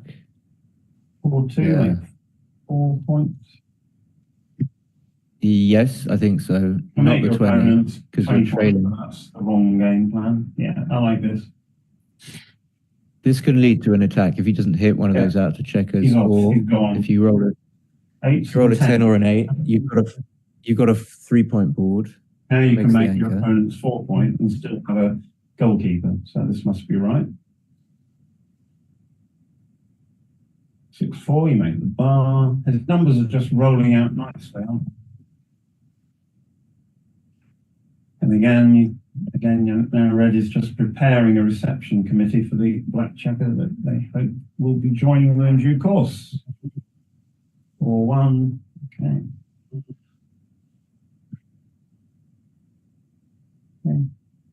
I make the bar. You never know when it might be useful. Yeah, 6-3 is going to leave a shot, so I make the bar. I can't see any other direct 5-4, 6-3 leave shots. 5, 4. There you go. 5. Yeah, I think I just play 6-2. I don't want to leave all those shots. Yeah, I agree with you. As much as I hate it. Nice shot, sir. Would have been hit anyway. Yeah, the worm just played down. I want the builder. I want to play down. Again, you're giving up. You're not sure about that. I can tell. I'm not. Yeah. 2, 6. Well, in but and you out. get so many returns. I know it's convenient for me to say this now, but you got returns. Even if you rolled a 3-6, you had a kind of a double shot return. So and, in and out or in and down? I think he's going to do this. Probably not come out. And this is going to be a cube. I think it's takeable pretty trivially. But you can just roll 5-4, double 4, double 5, 2-1, 5-2, 5-1, double 6. I don't know. I mean, there are a lot of good numbers here. These scores. It's very infrequent that I play a 19-point match. So I don't know. Not saying this flippantly. I just don't know what the cube dynamic is at 4 away, 13 away. But it suggests there's such a large score disparity that if it's gammonish, then you have to be very careful about taking. But yeah, I would bet that was a double. He's going to hit on the 2 point now. It's right on the borderline of double, no double. Yeah. Wow. Okay. Yeah, it's a very easy take. 3-6. This guy is rolling the nuts. Yeah, time and time again. Now he's glad he didn't cue. 5 has to come in high. You have to challenge that blot. I think you can't come in on the 23. What do you think, Chris? I don't think you're playing you're not sort of thinking. Yeah, no, the problem is 3-1. No, there's an I'll make the 5 point. I think you make the 5.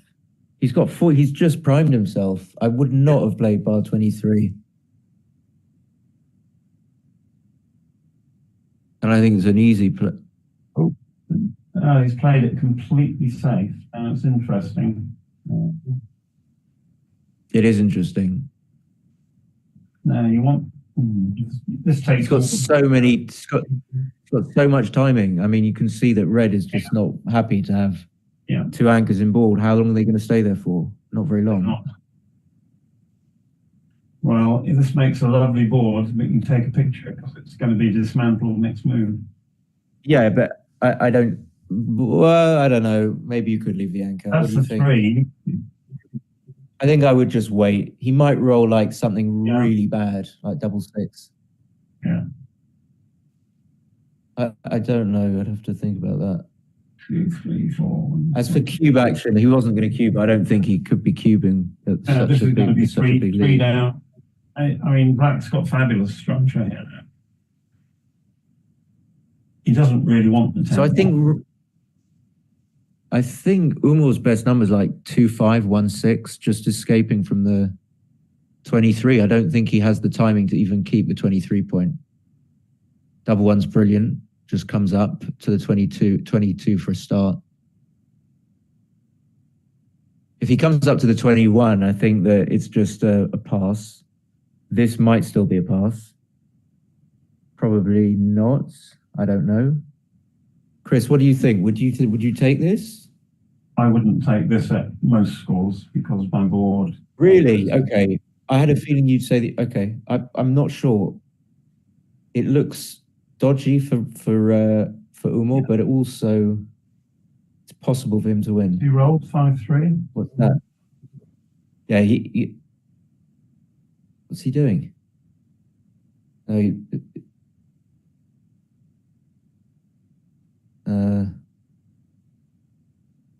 Where are we going? We're going to there. I think this is the start. So I think even it was at the this start. score, this is a massive pass. Okay. So it didn't really matter what he did with the double 1. I think it was No. might have been a play Ideally, he on. wants to might roll have a been 5. No, he's got to come out with the 5.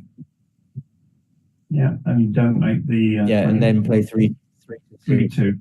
I just play 3-2, but it's just a pass. I mean, if it's DMP, you play 3-2. So I just make the.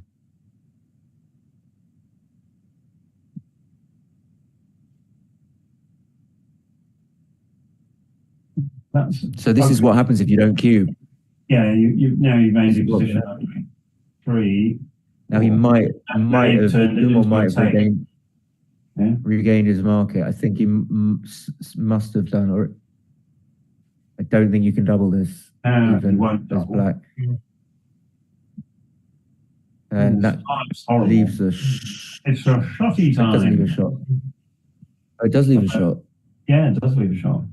So, where are we going to leave our shot? We're going to play 5. So you're going to have to clear this 7, I think. Well, this and hit. Yeah.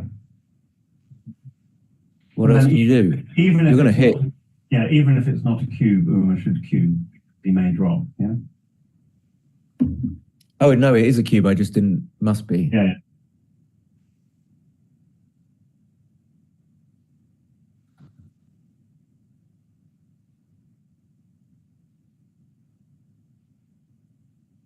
But should Ayman take? Should he take? He's played it all now. So 4s and 3s. Yeah. And maybe the chance of getting another checker sent back, but it's only 20 shots. Right. But if he loses the game, he'll probably lose a gammon, or potentially that side of it. Even if there's it'd be like a borderline take pass or something like that. I just don't know, to be honest. I'm definitely cubing. Yeah, absolutely. If you miss, black's still in some sort of jeopardy. That's the problem. He doesn't automatically win. So maybe we can say that he loses 23 games, 24 games and 36, and some gammons. Right. Well, that was a great cube and a horrendous pass, according to XG. Okay, easy take. Yeah, it's a octable blunder to pass. So, I mean, Really? Yeah, because if he doesn't hit, black has a chance of winning 4 points with the gammon to win the match. Yeah, even if he's hit, it's only one checker. It's a lot. Red still had a lot of work to do. So that's a classic doubling error in a long match, which means a great deal to both players. And then you're going to split, yeah.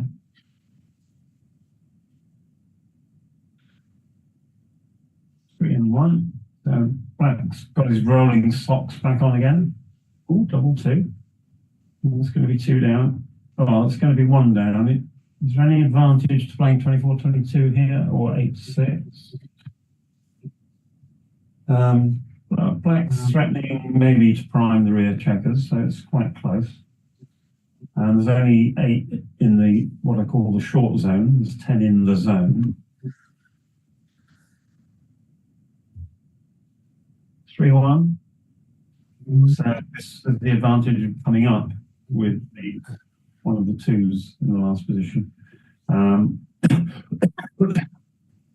Now black has an easy ride. Where's he going to leave the block?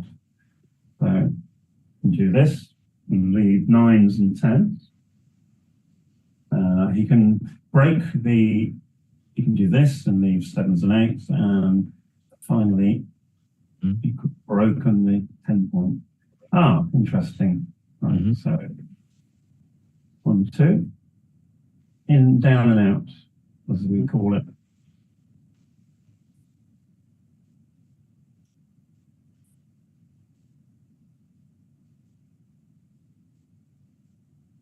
There's another reason for coming up with the 2 in the last move, but then again, judging by results, this is, I think, very clear.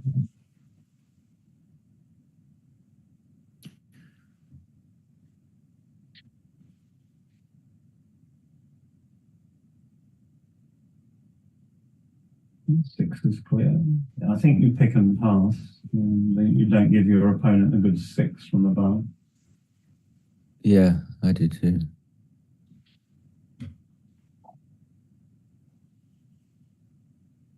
Staying out, no cube.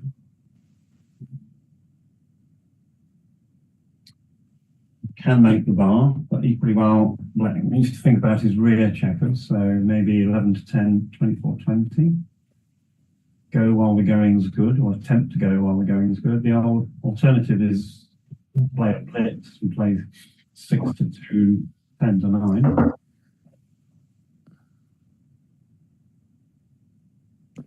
I like your play. I'll do this. Now this forces red to perform. He does give him a good 6, but he's not favourite to roll a good number. He's having a quick look at it just in case there's a cube.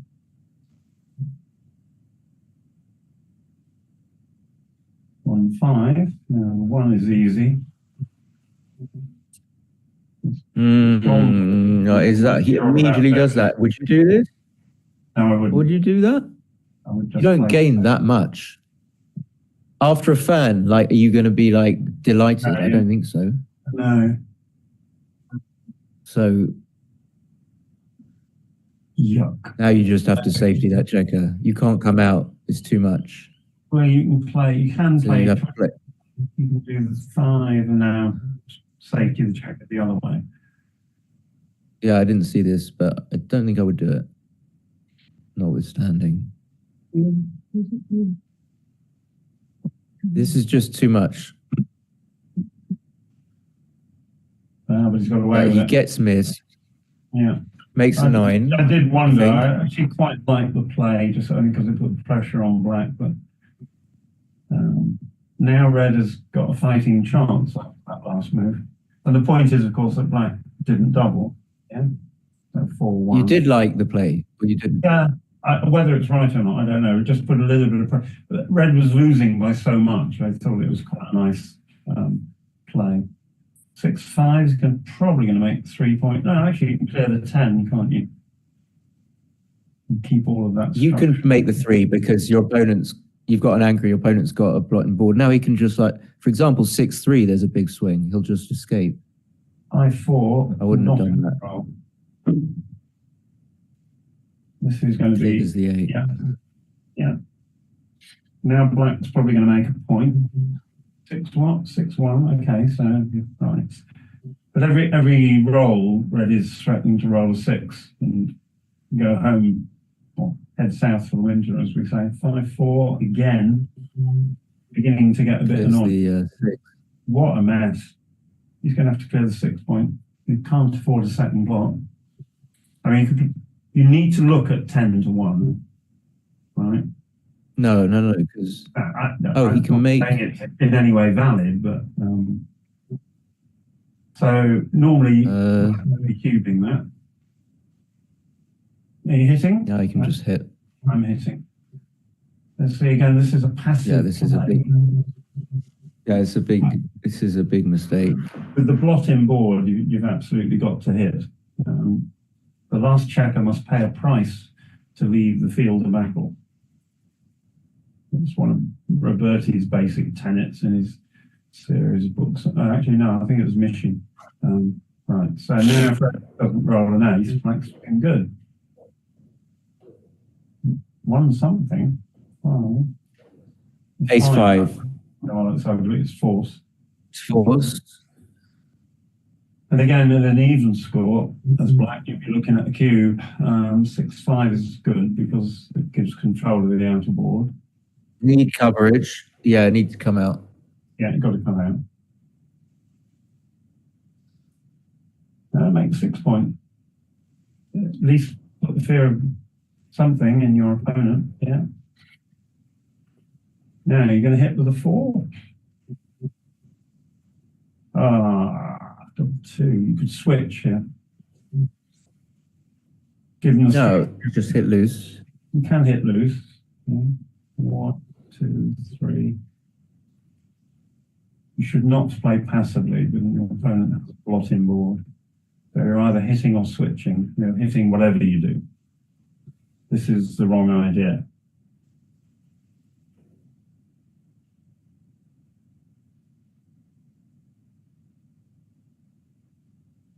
He keeps looking for safety instead of the way to win the game. So this gives red a free roll at trying to win the game, so it must be wrong. 5-2, clear the point. Now he must hit.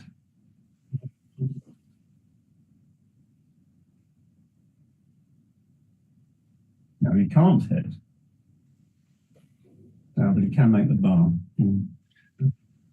So maybe now he'll cash a point. Oh, the 1's fun. And now 4-1. Still a cash. It's still a cash at this score. Easy cash. 5-1. Oh, I think so, yeah. Yeah. 5-1, you make the point. 1-6. No, not 1-6. Now, oh, finally the cube has come. Just about an hour too late. Looks like break time. All right. I'll go on silent and see you in a bit. Before we go, I mean, that last game is a classic demonstration of tightening up when you're winning a match. I mean, yes, you cube later, but not that late. And employing the wrong tactics didn't help either because he should have been hitting and stopping his opponent running with a 6. Now, Umur didn't roll a 6, so he got away with it. But wrong tactics employed. But anyway, he's winning 16-7. So who's to argue with him? I'm going on silent. I'll be back in 5 minutes.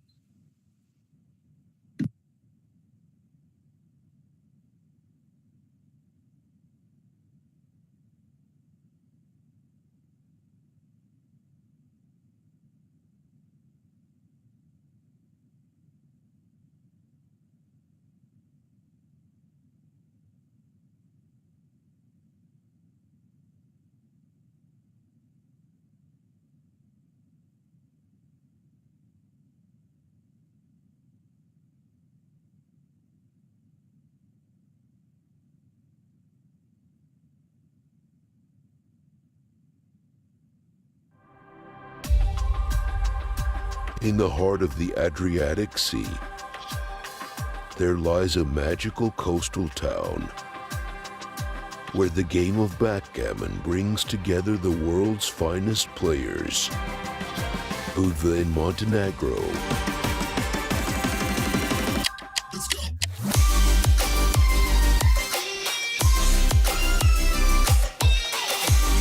Merit in WBF presents the 5th Merit Open Montenegro Grand Prix, a masterpiece backgammon event with added prize of 20,000 euros donated by Merit International.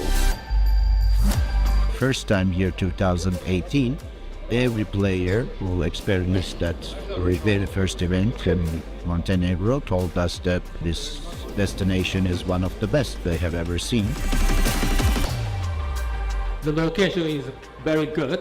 I love walking along the sea. For what I believe, this is probably one of the best hotels I've ever played the tournament. Backgammon enthusiasts from around the world gathered at this enchanting location to witness a truly unique championship.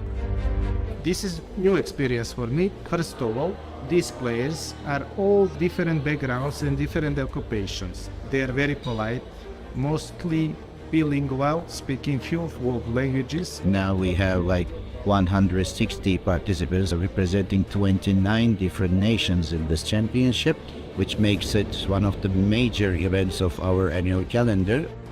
Among the esteemed guests were some of the greatest backgammon masters in the world, who came to compete in this unforgettable tournament. You'll always find a good player where you see harder. I really like the whole thing. This tournament is very much there. The tournament here, they got it special for me. I love it. It's just been really great here. Organization was fantastic. Meeting people from all over the world. If people knew how attractive this location is, maybe there will be more players here in Budva next year. But the ultimate prize is not just the money. It's the honor of being crowned the champion of the Montenegro Grand Prix.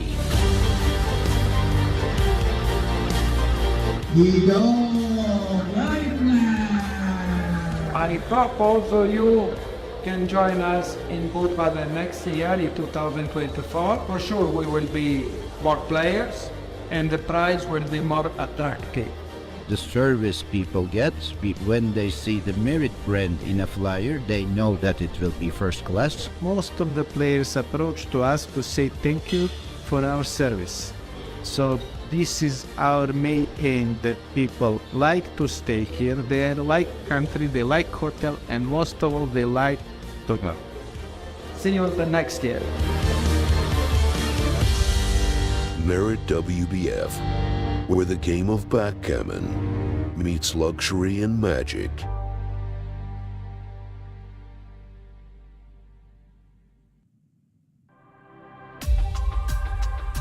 In the heart of the Adriatic Sea, there lies a magical coastal town where the game of backgammon brings together the world's finest players. Budva in Montenegro.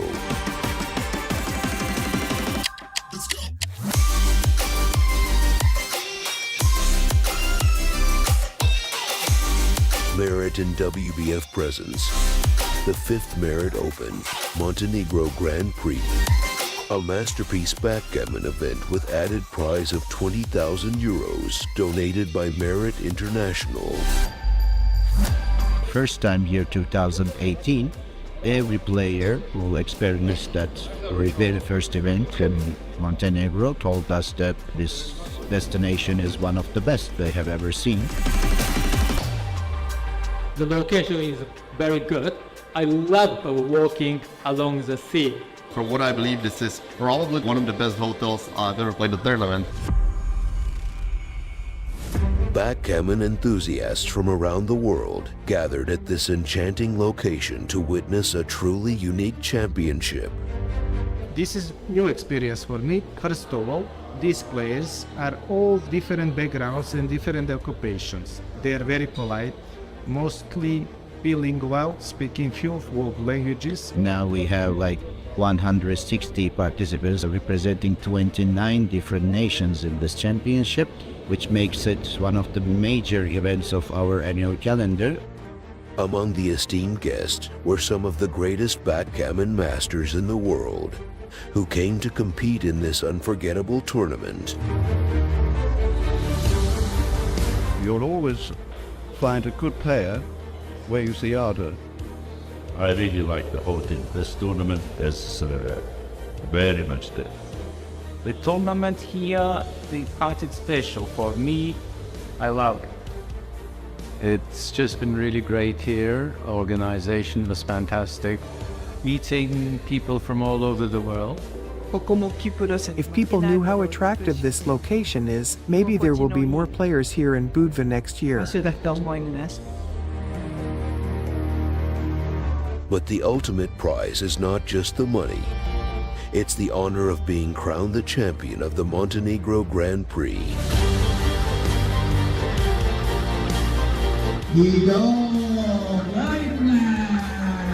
I hope also you can join us in Budva the next year in 2024. For sure we will be more players and the prize will be more attractive.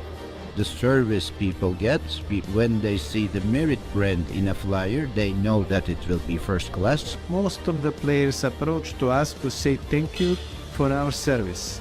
So this is our main aim, that people like to stay here. They like country, they like hotel, and most of all they like to go. See you the next year.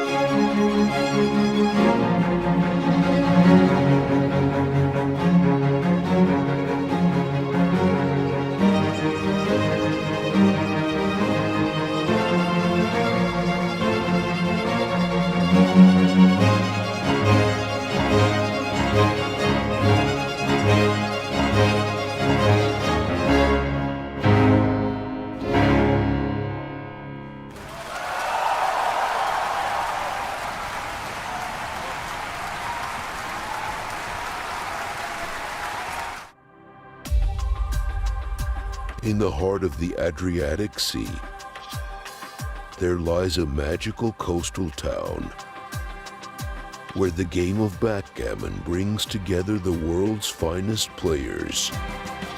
Budva in Montenegro.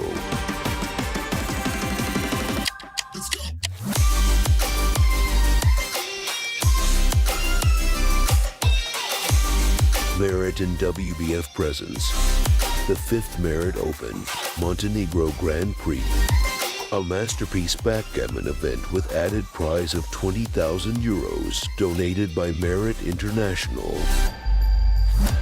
First time year 2018, every player who experienced that very first event in Montenegro told us that this destination is one of the best they have ever seen. The location is very good. I love walking along the sea. For what I believe, this is probably one of the best hotels I've ever played the tournament. Backgammon enthusiasts from around the world gathered at this enchanting location to witness a truly unique championship. This is new experience for me. First of all, these players are all different backgrounds and different occupations. They are very polite, mostly bilingual, speaking few languages. Now we have like 160 participants representing 29 different nations in this championship, which makes it one of the major events of our annual calendar. Among the esteemed guests were some of the greatest backgammon masters in the world, who came to compete in this unforgettable tournament.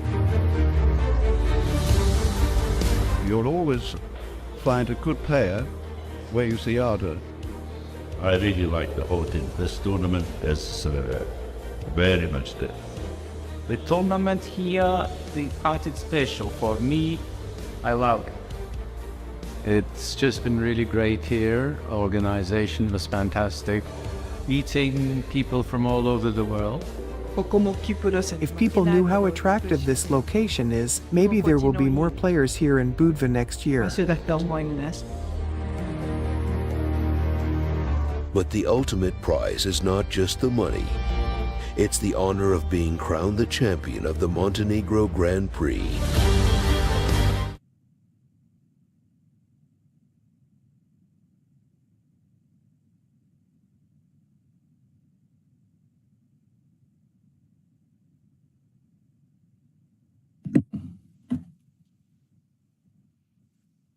Hi everyone, welcome back. Hi, Simon. I had a quick look at the back. double one. Hi Chris. I had a quick look at the double one play earlier, and I'm going to give my apologies to Umur. He made completely the right play. I suggested completely the wrong play. Oh, okay. A good learning curve for me. His hit on the ace point was correct. I know you probably won't remember the position, but it proved yet again that the aggressive play is quite often the right play in backgammon. Right, here we go, 7-16. Playing the conservative 4-1. 5-4. Yeah, I think I would hit now because I'm so far down in the match. Have you hit this one or the? Oh, sorry, you can only hit that one. Yeah. Yeah, I know you can anchor, but This is nice.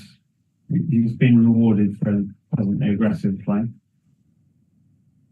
The cube will be coming very early now in these games. You're trying 7-16. You're not going to win by getting them in singles. hey, what's that? Be a hit. Now black needs to hit back. 1-6. Interesting. Now I'm probably doubling at this score. Certainly not a double normally, but you've got to try something here, I think. 4s are duplicated, 1s and 3s are good. Your opponent's got 3 rear checkers. Going to play 2, and I'm 5 point. No, he's lost his market. Yeah. Again, just 5-2 is messy on whatever he plays. Oh, he can just point. Yeah. You can point on the 2 point. You can see it. Yeah. He must I have think this is probably a pass. It looks ridiculous to pass this, but he's not even going to cube. And now it's completely market. You cannot play match backgammon as if it's a money game. It's one of the key lessons.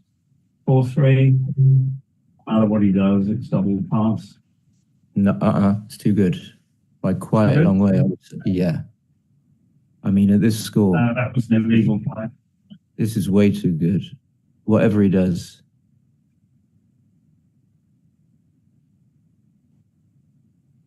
I hope he recognises it's too good and that. So what would he have to roll to regain the pass market? I don't know. Maybe double 3. Maybe double 3 is close to 3-4 helps. So I think this is still too good. Even with one man on the bar, your opponent's got 4 men back. He's got 1 in the air. You've got the rack. You can only fan with 4 numbers. Pass. And you want to win 2 points. So I think that was still too good. Yeah. And actually, you want to win 4 points, and that's the key point about these positions. So he's won the points, and he's changed his match equity, match winning chances by 4 or 5%. That's not enough. You're never going to catch up doing it in singles.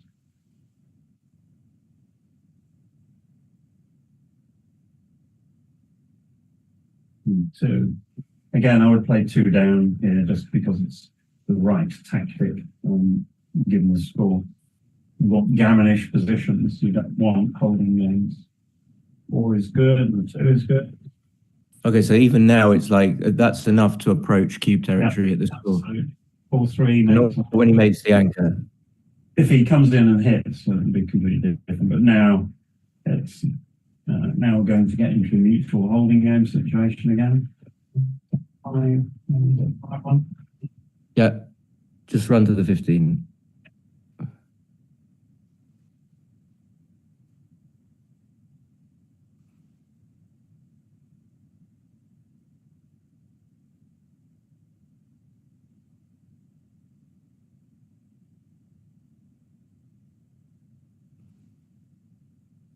They didn't change the score. I didn't notice that either. Or just going to make 2 points, I think.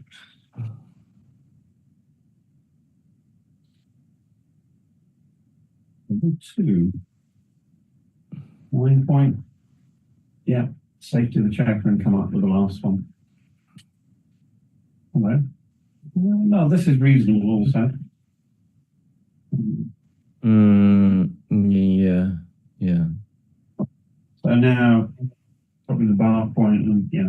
No, really? This is such an old school play. I don't like that. I'd just make the 5. Yeah. Maybe because you're leading. Maybe because you're leading. And I don't know. No, I did 5. Sorry, I was just missing the 5. I'm not sure. The first thought was make the 5. I mean, you don't want Umur to make his own 5 point for sure. And by coming up to the 20, you prevent him doing that. But it's so difficult to play your front position when you've created that checker configuration, making the bar. And is he going to safety the checker? Yeah, I think he has to. I mean, you're winning the race, so the tactic is to race. But he did something like this with the 6-2 where he brought 2 checkers out. Yeah. But I just think it's too much. Obviously, if it works, it's the best play. Like, if you know that your opponent's not going to hit, that's the best thing to do. But yeah, sometimes it's ugly, but as Dirksheen has demonstrated this year already, ugly plays work. And this gets you no added value and just leaves 6 shot. He just wants his opponent to leave the anchor, so he thinks he's going to be able to attack him, but he doesn't need to do that. But now you're not going to be able to make the 11 point without giving up the midpoint. So this is, now you do this, and you probably come out with both. It's a sort of double falcon play with the advantage that you've got to come out with both. Now this is kind of what Umur wanted. Double 3, double 1, 3-1, even 4-1 he might hit with 4-1. 5-1 he'll definitely hit. I'd certainly come out with both. This is going to be it. So you're right. I mean, his tactic has worked because his opponent went for the play, which 4-2. He's got a... I don't know about that. Is that right, Chris? I think I would... Again, he's playing... Would you make the anchor? Now you primed against a structure that your primed, the sixes are primed, and Umur's likely to improve his position so that you're going to be even more primed. So they're going to hit again. Yeah, on the outside. Yeah. Yeah. So tactically, this has not gone well. 4-3. Definitely make the 20. Yeah. Yeah. You're playing with fire because one bad roll and cube's coming. This score. Yeah, I mean, because you're leading so much, there's such a premium on preventing a couple of bad sequences for you. Just hit. I think this is because it works so well when it works. Yeah, absolutely. 1. So the good news is it doesn't hit the checker on the 5. That's the only good news. Yeah. I would. Okay. I think this is right. Thinking of coming out with the checker from the 18, but then you'd get hit, and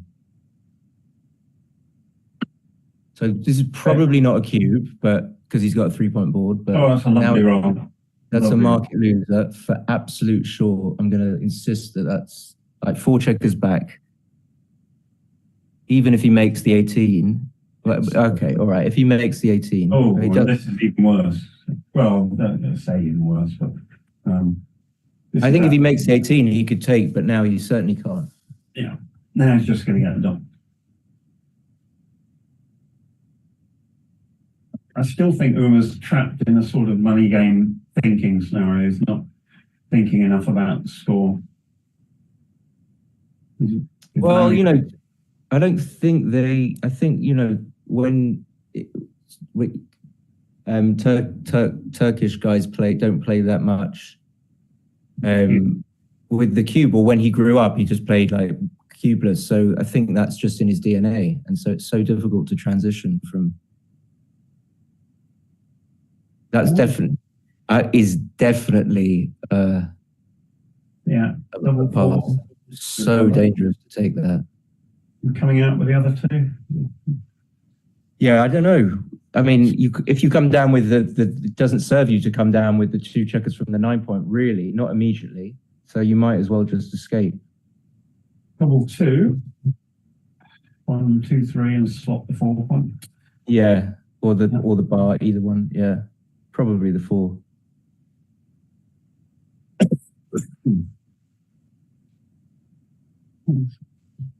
That's not great. Probably need to keep 17 points, so you can play 9-3, 6-5. It's my first thought, but could you play 13-7, 6-5, duplicating 5s? Would that be ridiculous? The advantage of that is you get to make the most important point, which is I wouldn't. Yeah, sorry, go on, Simon. I wouldn't do it. Sorry, no. I wouldn't do this, but having seen what it looks like, it's not too bad. My first instinct was what you saw, 9-3-6-5, but I wonder whether you can play 13-7. Maybe it's too big to play 13-7-6-5. Yeah, I just have 1 block, and now I've slotted a point I want to make. Yeah. Well, it's 2 blocks. But now he can come out with 5. He can come out with 5s forever. He's thinking between those. He's not thinking 13-7. Maybe well, if you hold the 9-point, I mean, it's quite useful because it's part of a priming structure. So, what does this do? It's dupes 5s and 1s as well. 5. So this is not all bad actually.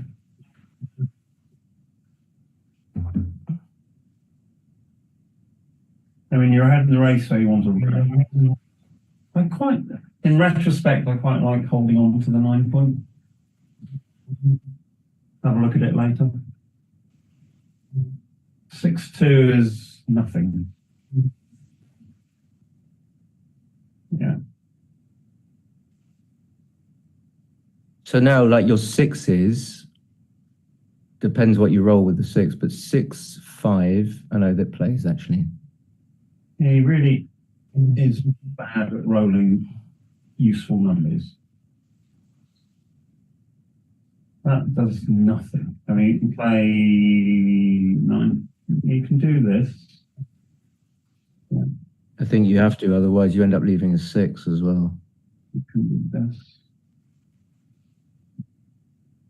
This is much nicer if it pays off. But I think this is probably the right play. Hold the points and see what your opponent rolls. 6-2 again, not good. Yeah.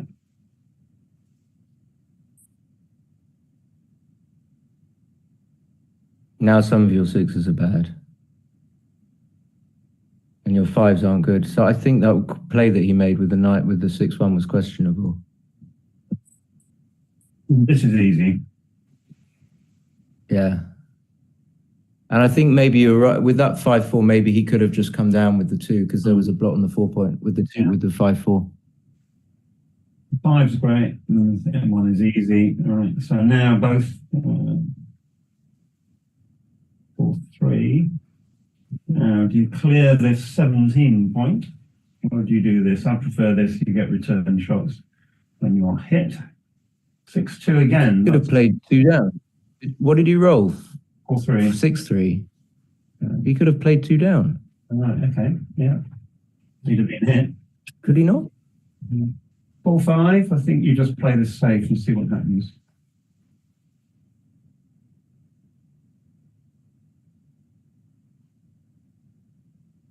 What else are you going to do?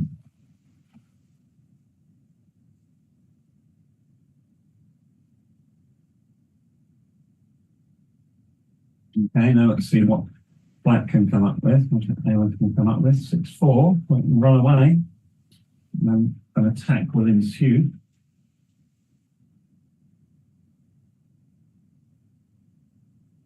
I'm not sure about this. I mean, come back to your question, what are you going to do next?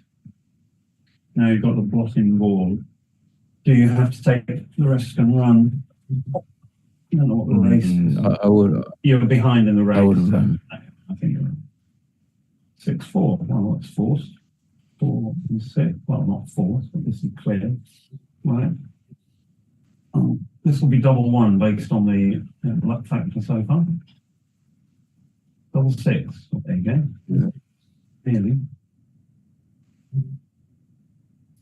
Comes down. Comes down. Bakar says you cannot cube here. Comes ruler. Coming down looks right.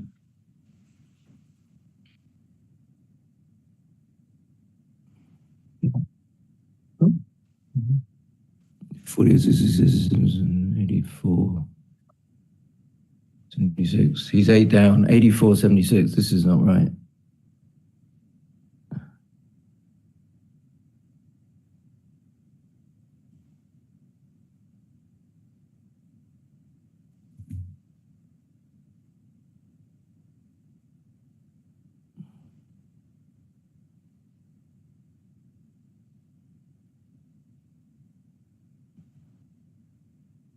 That's not legal. Teaching himself out. Yeah.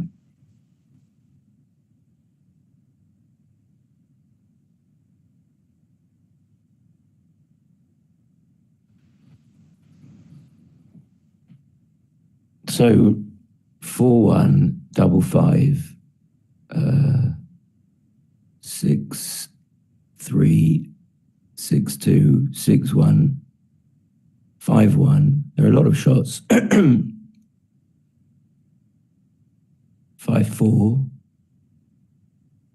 4-3. Loads of shots.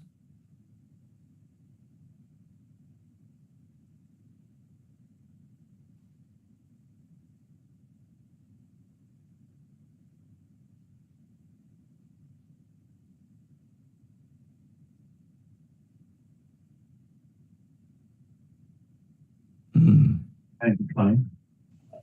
Yeah. To be correct.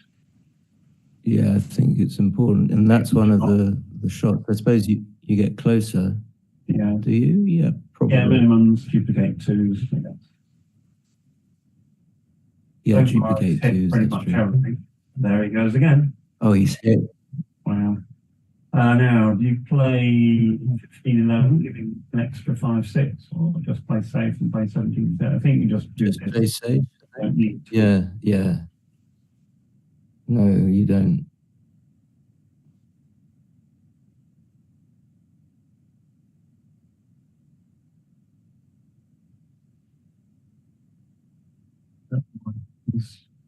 think he knows he's cubed. Yeah. I'm not sure. I find it interesting when players. But it's worked. Whatever he did there. You just come in with a 2. Just come in. Yeah. Because well, yeah, there is some logic. There's an argument for slotting if you lose this position, you're 18 down, then desperately needs a 4. Can't play 6s, which is good. It's fine. Well, at least his 4 is playing up to the 20, but the 2 immediate. He's in with the 2. And the 3. It either leaves 4, 5. This doesn't leave anything, so that's probably right, and it gives double coverage. Double 4. Double 4 only, yeah, sorry. Leaves double 4. 2s, 3s double are 4 good. be good anyway. 3s are good. 4s are good. 6, 5 is terrible. The worst. This score never going to be redoubling. I think you hit with a 2 because of the red dot inboard. Yeah, I'm not. But then. Yeah, well, otherwise. So if you don't hit, you're getting hit yourself. Is that what you're thinking? Yes, but. Yes. Okay. And if you're hit on the ace point, it doesn't hurt that much because your opponent still needs a 4 to get up. And he might come in with 1-6 and give you a shot. That's true. For the other play, the 4 is duplicated though.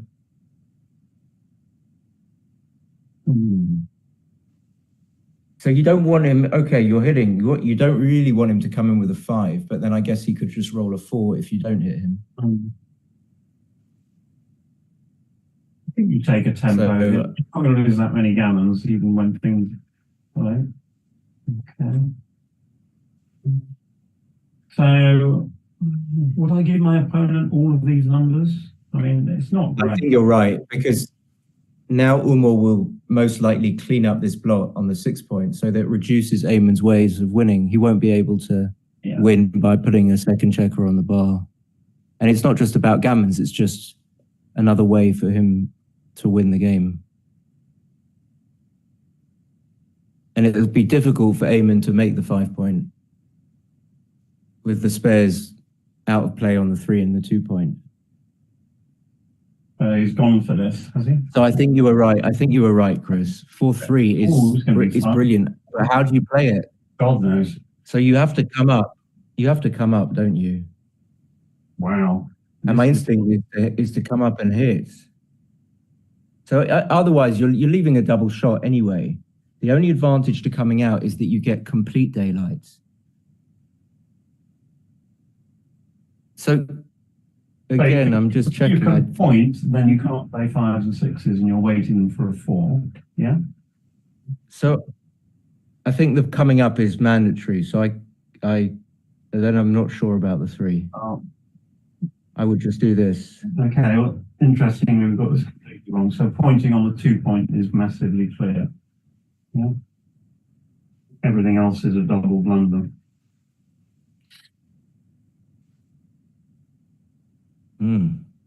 Interesting. So the point. How are you going to get out then? Well, the point is you can't play. Your 4s come up. Yeah. Your opponent's. Your 4s come up. Yeah. You've got to roll a 4 before he rolls a 6, but even then, you've only got 1 block. Yeah, I see that. Yeah, your 5s are killed. Yeah. And your 3s play. So this is a double shot. So you win a load more gammons probably also, but yeah, no, I think you've got to look at this play. So black's got 4 outfield checkers plus 1, 2, 3, 4, 5. He's got 9 crossovers to save the gammon. So if you think positively about this, right? I mean, this is... No, it's easy when you see that the 5s and 6s are killed.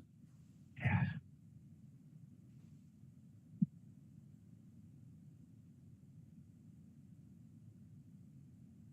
This is a key decision in this match. I mean, this could be a 6 or 8 point swing.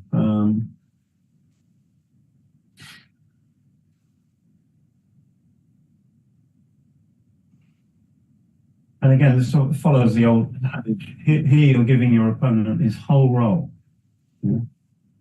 So, yeah. I'd love him to make this play.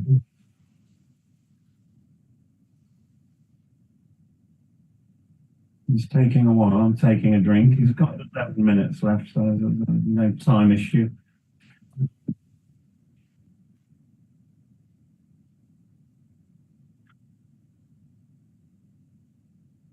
Made the other play. All right, let's see what would have happened. Interesting. 4s and 2s are now good for black. 2, he'd still be on the bar. I'm playing second guess technique here. Right.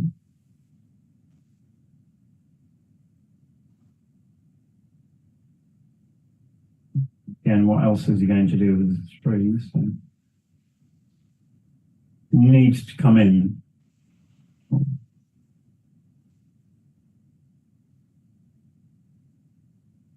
5, you're going to hit.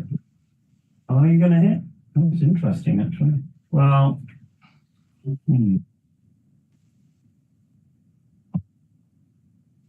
if you play safe,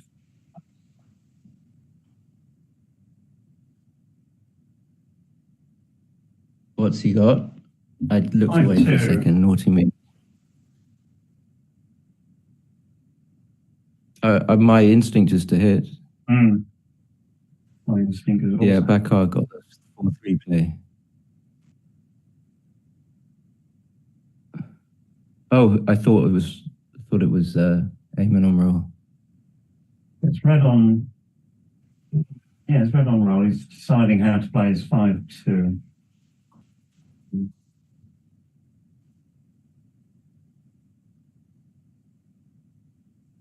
Hey, how can you do that? Okay. What happened? I don't know why he didn't hit. Right. He played bar 26 to 4. Right. So.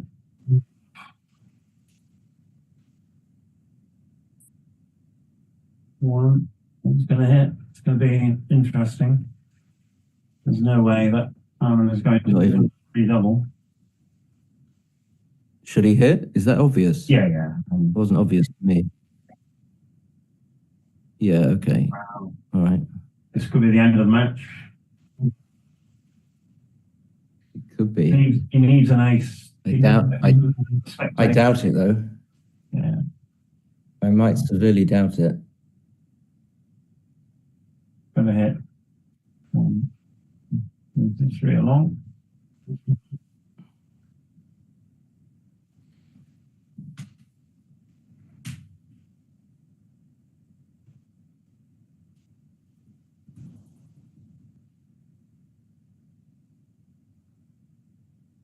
I think he's thinking of what happens if he rolls 6 next.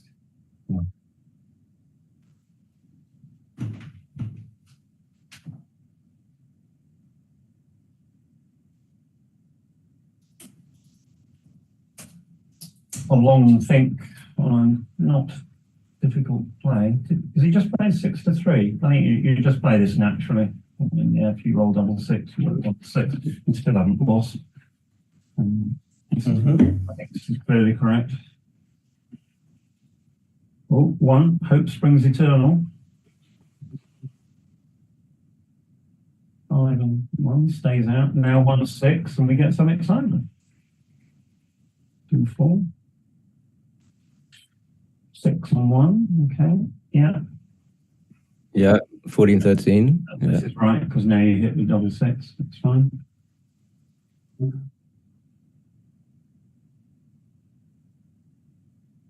Oh, 1. There you go. 2 3 4. Yeah.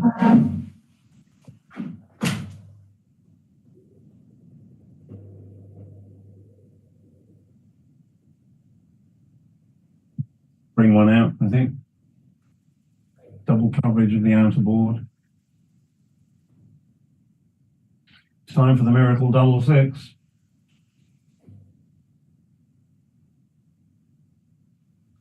6-2. Well, out and make the point.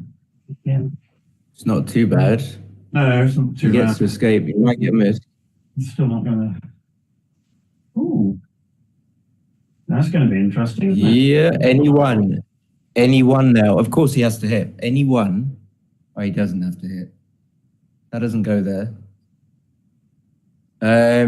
Does he have to hit? Usually, unless there's some extreme gammon save thing going on here, I think he should hit. Any 6 other than 6, 4 and 6, 5 are good for red.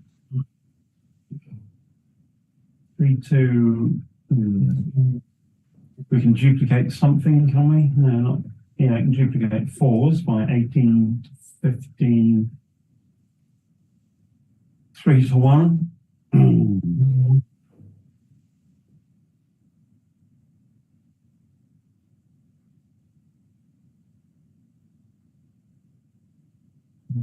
That's duplicated 2, sorry, of course that's clearly correct. Double 5, that should be fun. 1, 2, 3, 4. Doesn't have to hit. Doesn't have to hit now, for sure. This leaves a shot. I don't know, yeah. If he didn't hit last time, I don't know why he's hitting this time. Well, This it's leaves a 6-3. clearance problems. No, he just has a play on for the gammon. He wants it. Double 6 leaves a shot. Double 5 leaves a shot. That's about your lot. 5, 3. 2-1. Yeah. 2-1 left and indirect. Yeah. 6 and 1.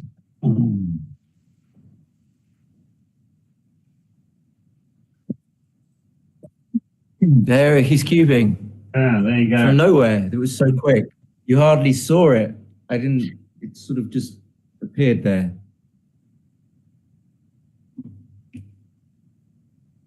There were some difficult decisions in that last game.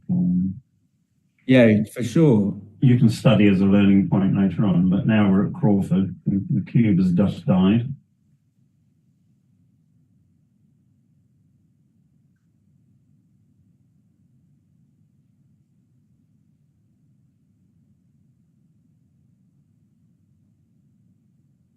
So we've been going for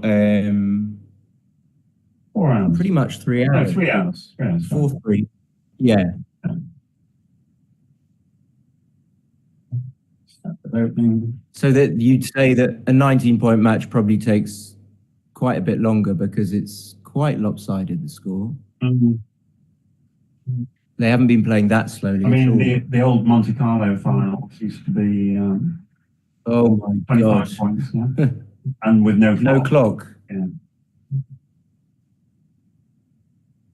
That's What a roll, though. To not a bad roll. try and get over the line here. Making the 4 point. No. Chris, what would you? Yeah. Right, so we could do this. Oh, you can. You could. Because gammon's I don't count. didn't consider this. I would make the 4 and play safes and come up and stuff. Yeah. So now to win the game, you're going to have to be blitzing more than priming. I don't really want to do that. That's an ugly roll.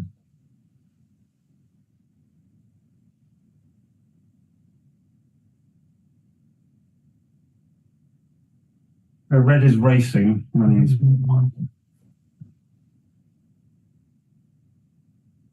This is probably his best chance. I mean, otherwise it's 2s, 6s, 3s, and 5s. 3-2 is a nothing roll. Play 13 to 8.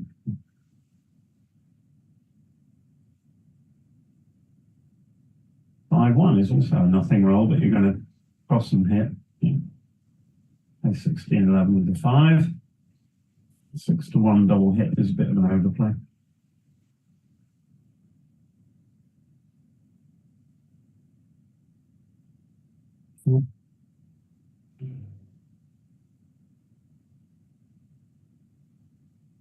E6. Exchanging air balls at the moment. And again, you don't come down, you don't come in, I don't think.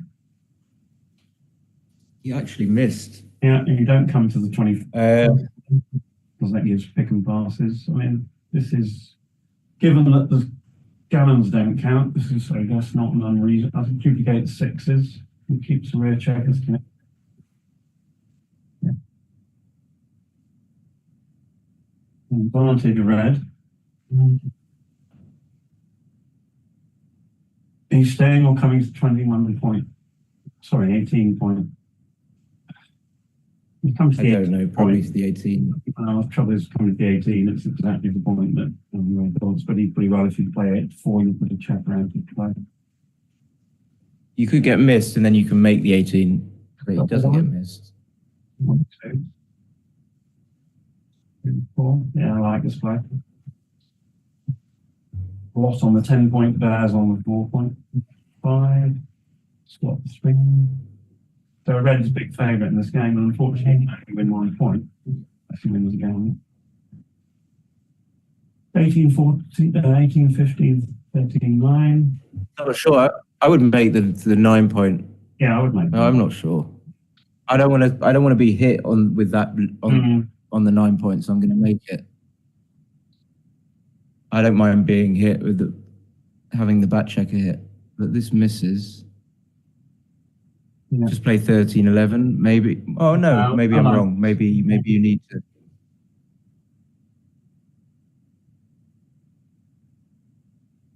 Challenging the checker on the 9 point. Makes the 8 point. Makes the it's a 5-2. 5-2. Sorry. In that case, I don't think you can make the 9 point. I'd like to. Yeah, you just play safe. Yeah.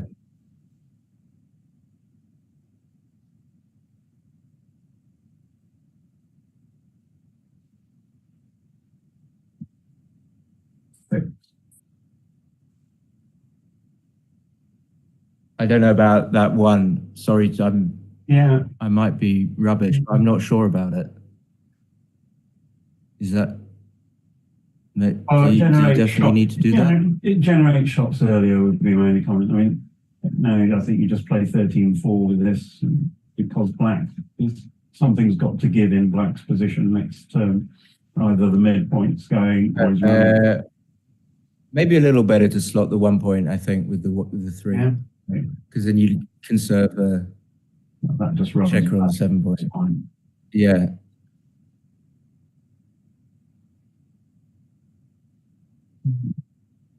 No, I wouldn't leave shots. I'd just slot 2 points in.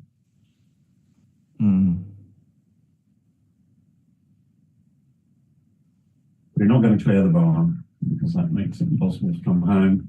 No, there's no real gain to clearing to taking a checker off the 11 point. It doesn't put a checker in the right spot, so.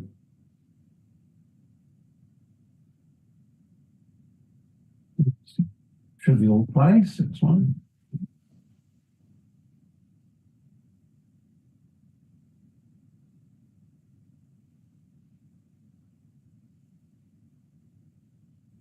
Have this. Now you can't afford to leave shots. So, yeah, like this play. 5-3 or 6. Well, you do leave. Yeah, you do leave shots. Something. You mean? Oh, I don't believe it. 6-2. Oh my God! Right. So you won't get away with it this time. That's for certain. I feel there's a 5 coming. You can't get that lucky. 5 for justice. He's gonna hit. Yay! There you go. There you go. 5-4.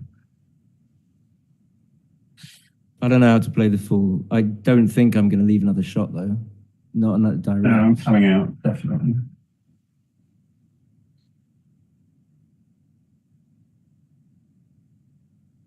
Interesting if he had not the 3-4-3-5. It's not leaving 20 shots though. It still leaves 15 shots. Yeah. But what else are you going to do? 62? I was thinking about hitting. I mean, but I suppose you don't mind him just anchoring on your 22 point because you're still I think winning. if red had 9 points, then the double hit would be correct. I'm just questioning it. I don't think it makes sense to hit, but I'm just questioning it in my mind. I mean, now you leave loads of blots and you leave more shots. So I don't think it makes sense. But if it works, you win the game much more quickly. Interesting, actually. I mean, it's like a slow grind to winning the game once he makes the 22 point. I quite like. If he doesn't make the 22 point, then you don't mind. I like the hitting play, whether it's right or not is a completely different question.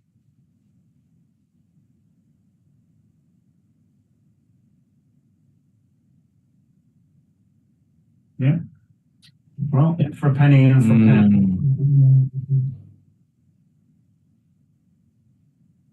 pound. Good decision. Now, which point do you make? The ace. I mean, I'm not sure that was right to give 20. I'm not sure, but it's. So he's gone. Now a one can, and now a one can, is big. Okay, I don't think that was right. I don't think. Now he can clear the 5 if he really wants to.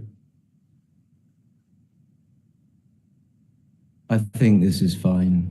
This is fine because basically it doesn't matter whether you win a gamble or a single game. So. Well, there are 2 blots out there, so you're going to have loads of time to bring your checkers in without having to.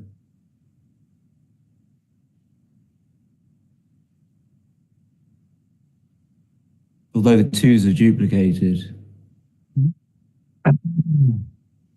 I would definitely hit. I wouldn't have made the play he made with the 2-1. I would have made the 1 point. Yeah, I would as well. It's 1 in. And he needs okay, twos. But this is the problem. He needs 2s everywhere. 6-4. I think you're just going to run it around, aren't you? No.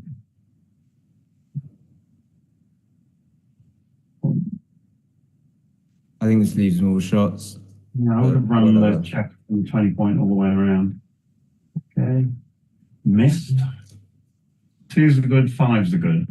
Double 2 is very good.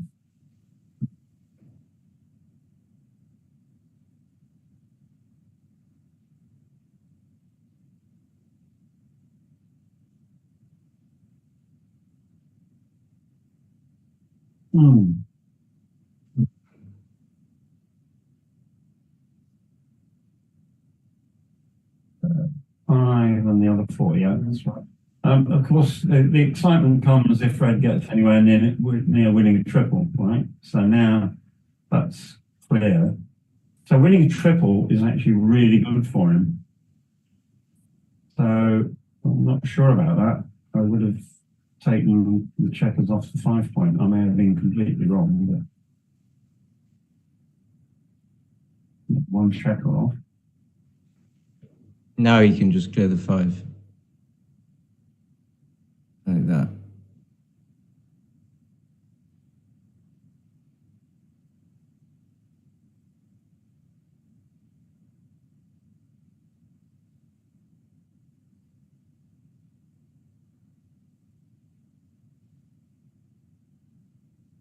I should just play 4 to 3.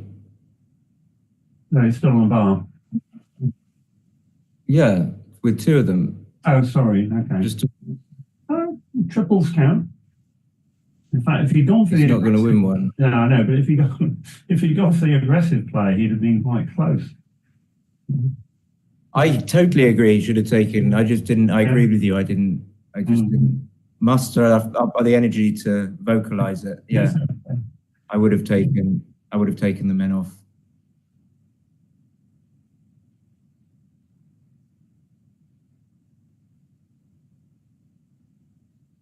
You've got 12 crossovers to save the game, and it's not going to happen. So this is not the time to waste time.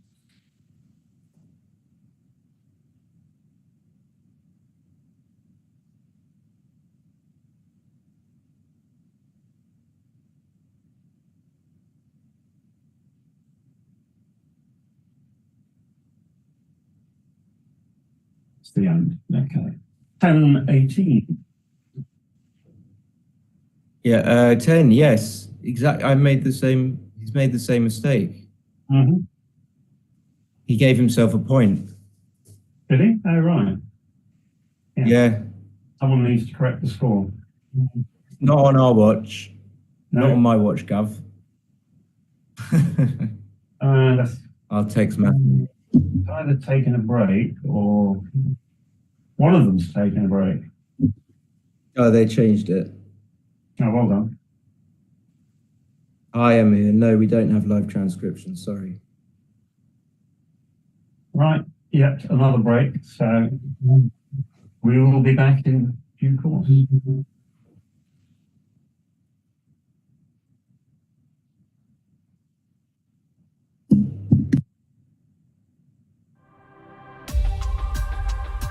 In the heart of the Adriatic Sea, there lies a magical coastal town where the game of backgammon brings together the world's finest players. Budva in Montenegro.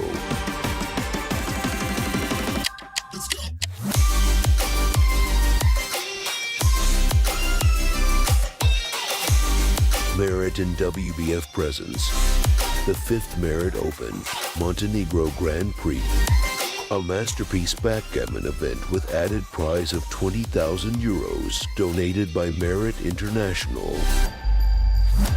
First time year 2018, every player who experienced that very first event in Montenegro told us that this destination is one of the best they have ever seen. The location is very good. I love walking along the sea. For what I believe, this is probably one of the best hotels I've ever played a tournament. Backgammon enthusiasts from around the world gathered at this enchanting location to witness a truly unique championship. This is new experience for me. First of all, these players are all different backgrounds and different occupations. They are very polite, mostly bilingual, speaking few world languages. Now we have like 160 participants representing 29 different nations in this championship, which makes it one of the major events of our annual calendar. Among the esteemed guests were some of the greatest backgammon masters in the world, who came to compete in this unforgettable tournament. You'll always find a good player where you see harder. I really like the whole thing. This tournament is very much there. The tournament here, they part it special for me. I love it. It's just been really great here. Organization was fantastic. Meeting people from all over the world. If people knew how attractive this location is, maybe there will be more players here in Budva next year. But the ultimate prize is not just the money. It's the honor of being crowned the champion of the Montenegro Grand Prix. We go right now. I hope also you can join us in Budva the next year in 2024. For sure we will be more players and the prize will be more attractive. The service people get, when they see the Merit brand in a flyer, they know that it will be first class. Most of the players approach to us to say thank you for our service. So this is our main aim, that people like to stay here. They like country, they like hotel, and most of all they like to go. See you the next year. Merit WBF, where the game of backgammon meets luxury and magic.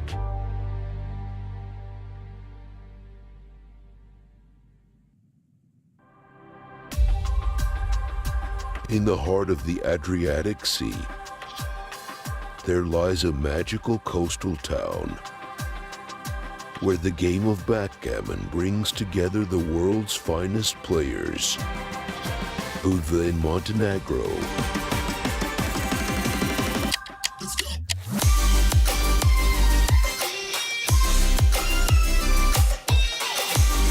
Merit and WBF presents the 5th Merit Open Montenegro Grand Prix, a masterpiece backgammon event with added prize of 20,000 euros donated by Merit International. First time year 2018, every player who experienced that very first event in Montenegro told us that this destination is one of the best they have ever seen. The location is very good. I love walking along the sea. The location is very good. I love walking along the sea. From what I believe, this is probably one of the best hotels I've ever played the tournament. Backgammon enthusiasts from around the world gathered at this enchanting location to witness a truly unique championship. This is new experience for me. First of all, these players are all different backgrounds and different occupations. They are very polite, mostly bilingual, speaking few world languages. Now we have like 160 participants representing 29 different nations in this championship, which makes it one of the major events of our annual calendar. Among the esteemed guests were some of the greatest backgammon masters in the world, who came to compete in this unforgettable tournament. You'll always find a good player where you see harder. I really like the whole thing. This tournament is very much there. The tournament here, the part is special for me. I love it. It's just been really great here. Organization was fantastic. Meeting people from all over the world. If people knew how attractive this location is, maybe there will be more players here in Budva next year. But the ultimate prize is not just the money. It's the honor of being crowned the champion of the Montenegro Grand Prix.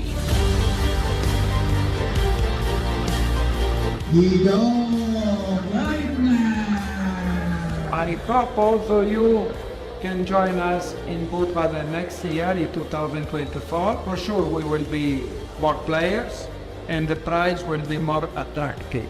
The service people.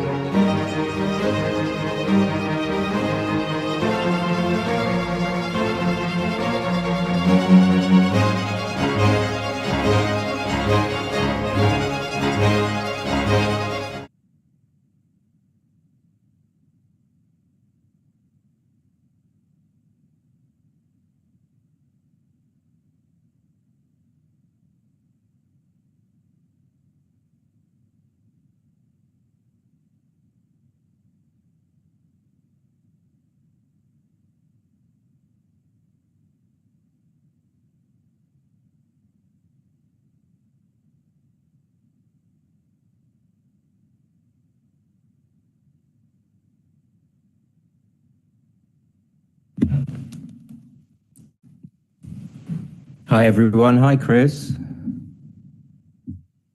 You're on mute, I think. I was on mute, but now I'm back. Here we go. Right.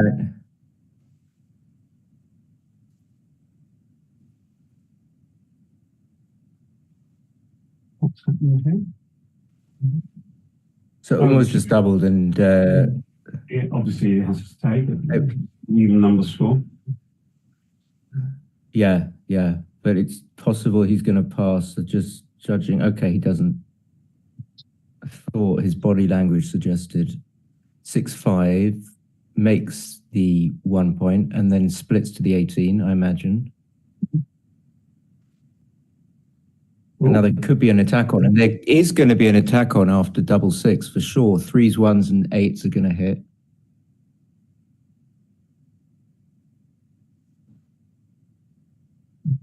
Yeah. It's going to hit, and I think he should just go all in and play. He does immediately play down to 7 and just take his chances, you know, try and win a gammon. Absolutely.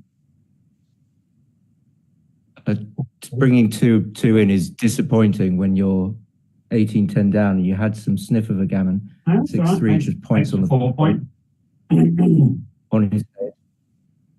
That reasserts some sense of being able to close those checkers out. Mm-hmm. it's probably even money whether or not he makes the anchor. He does it immediately. When I said even money, I meant in the long run whether he made it, because he'd had that roll and up subsequent rolls. 5-4 just makes the 20 point. But now the gammon's vanished, and the one's going to help to actually win the game for Ayman or Ayman. Oh, Yeah, he's on the bar. 21 has to come up. Has to come up and then Play 21, 8-6, 11-9. Yeah. 2. That's 2. 3. Oh, yeah. 3, 4. Yeah. Yeah. There's no. It plays it plays okay. Doesn't play too badly. Double one makes the 11 point. I think. Don't see anything. Oh, you can just come up. Yeah. Oh, I don't know now what I would do. No, that's probably right. Probably. And now just come down to 2. You don't want any loose blocks. Yeah. This looks okay to me now. Better than making the 11 because you get to upgrade your anchor. Yeah. And he was threatening to make the 3 point.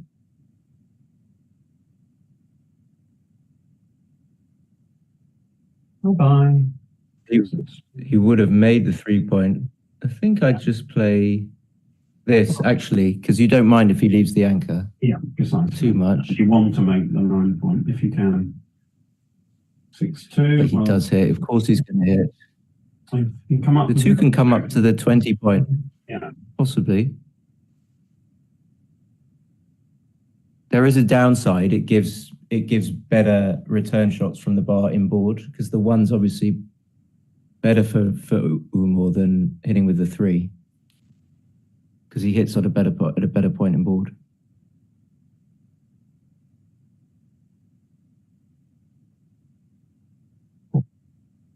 Six is not helpful. You come out again. He likes to come out, but I think he should just safety the. No, I'd come out for the action. Yeah. Okay. I quite like the play. You get loads of returns if you get hit, and you've got the better board. What's that? 3-2. And this is a dog. So that's going to hit. No, it hits. It hits and goes to the 7. Oh, sorry. Yeah, I think so. Only leaving 1s and double 5. Now you've got the chance double of 5. coming in lower.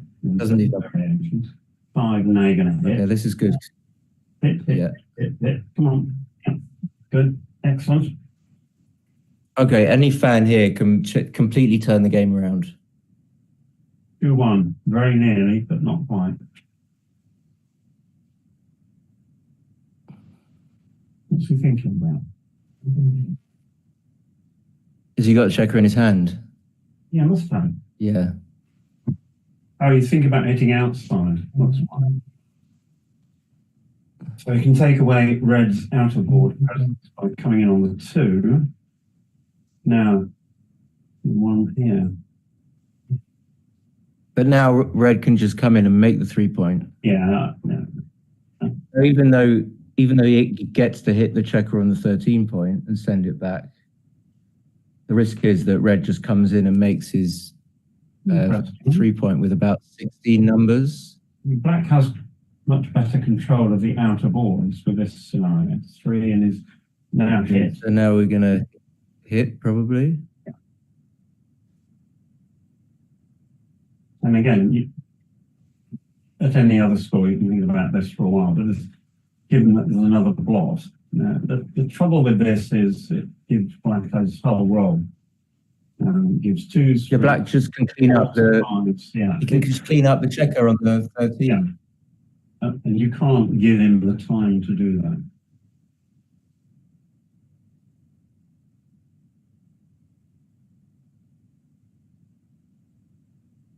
I think commentators about, yeah, nice play. We like this play. Occasionally stay out. 5-1, well, his safety is the block, which is a big swing in black's favour. Yeah, this is really bad for Umur because he doesn't get to come out and hit the cover. We're okay. Still some excitement for the spectators. Yeah.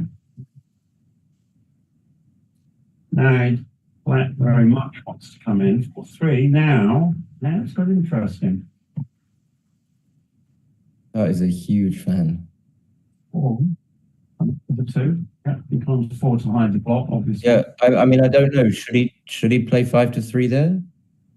Maybe. No, I think you need, ultimately, you need that.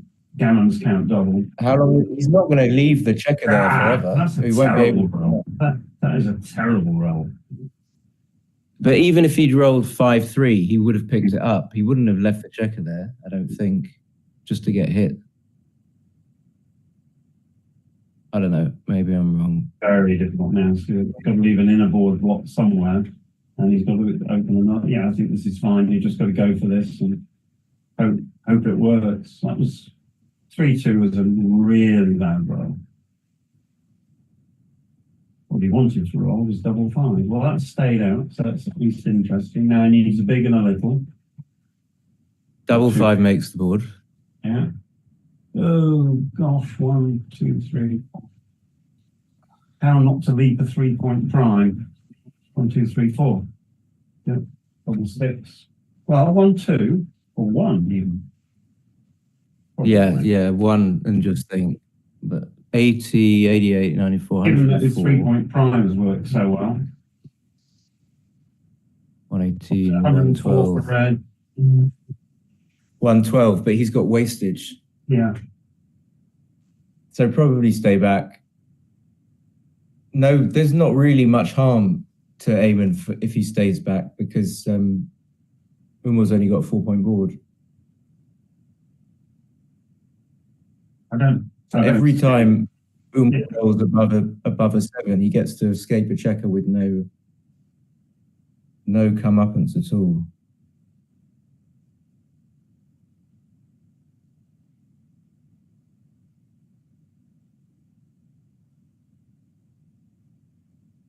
He's not thinking of leaving a checker back. It's just not in his not in his mind. What's that? I don't think it gains that much leaving a checker back though. Yeah. This is bad Yeah, race maybe. anyways. I would have left one back. And he's failed yet again to leap over a 3-point prime. 5-3, just make a point. Or you begin to clear the 12-point and play 8, so 12-4. You get a little bit of an advantage. Making the I point. still think you want to be kind of thinking about when he comes out to the 9, 10, or your 9, 10, or 11 points, you want to keep the 12 points so that you can hit him with a 1, 2, or 3. He's only got a 3-point board, and you might want to maximize your racing chances. I mean, the race is obviously pretty much in your favor, but I still think you want to be hitting him at no. I would tend to keep the checker on the 12-point. Not be desperate to clear the 12. Yeah, you're going to pick up some tips. You roll, say, 5-2, and then you hit. Yeah, exactly. And if the 12-point wasn't there, you wouldn't be sending him back at all. You would definitely not be. Well, this variation, for example. I'm fairly sure you want to hit with 2-1, for example. 5-2, you're not going It doesn't roll it. make the ace-point and slot the 4-point.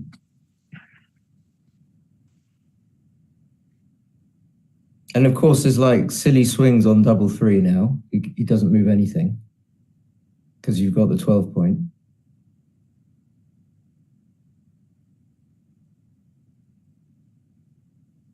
Interesting. I think you just have to play with the. Well, you can come out 6 because of the inboard blocks. Because if you come round, it takes the pressure off the 12-point. I don't know if I would do this. How many shots is it really leaving? I'm happy to hit with 3-1 or 3-2 or. About 4-2. 4-2, I'm not sure. I'm not sure.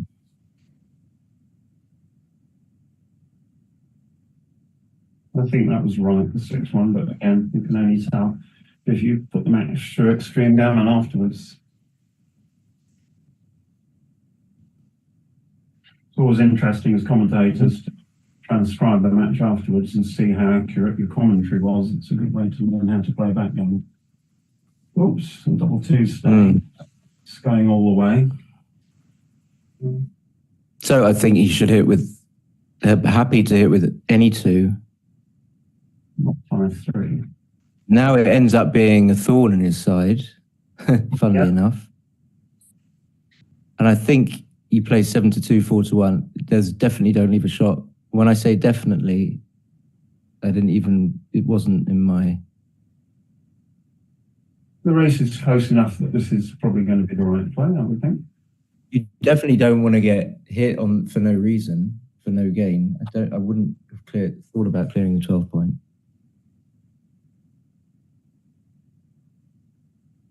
Just about gets past. Yeah. I don't see why he wouldn't want to get past. He's kind of, his race now is okay. And what has to leave a shot? Like 5-2, he doesn't have to leave a shot.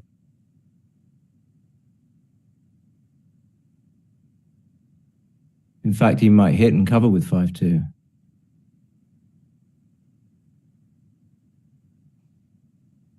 Life easy. That just brings them in. I think that increases your racing chances by about 20%. That's massive. The race was close. You could see before that double three, he wasn't doing that well. 40, 30, 54, 66, 71, 58, 76, 66, 72, 77. Six up, evens after. That's not good. You don't get any crossovers. Definitely not a good roll. You get a strong board, it's not the roll. Ooh, no, I don't. That's not too bad. I want to make the 4 point. Interesting. I want to make the 4 point. If you enter the race with an open 4 point, you're going to have trouble in the bear off. So. Yeah.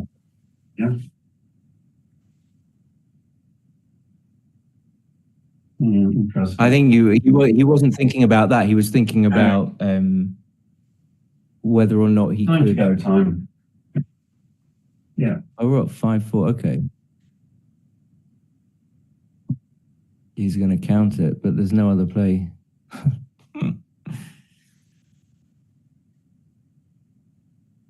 52, 58, 63, 48, 60, 66. So he's 3 up after the roll, actually. But he's got a heck of a lot of wastage. It would be really bad to stay there. Yeah.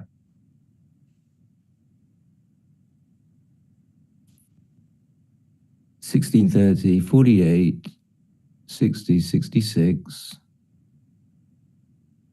58. 63, 66. But he's got 7 pips of wastage, at least, maybe 8. His opponent's got wastage, but I think he's still an underdog, but not by very much. He might be like a 60-40 underdog. Yeah. I mean, you've got to take your chance. Now this is a straight race. Reg rolled hardly a big double at any point in this. 4, I'd slot the 5, and I know the crossover's nice. Oh, look, 5-4. How are we going to play that?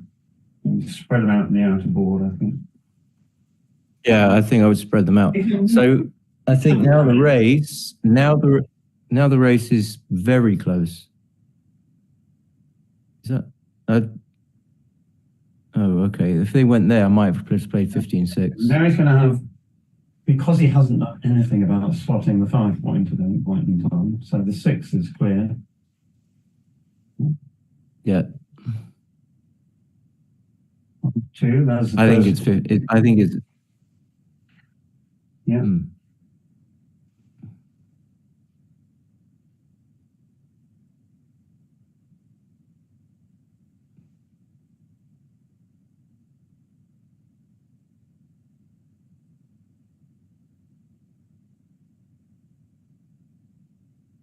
Sure. I think he's a slight favourite now. After that. Yeah. There's 4 black. It must be really close. 4-3, and now black is back to 2 gaps.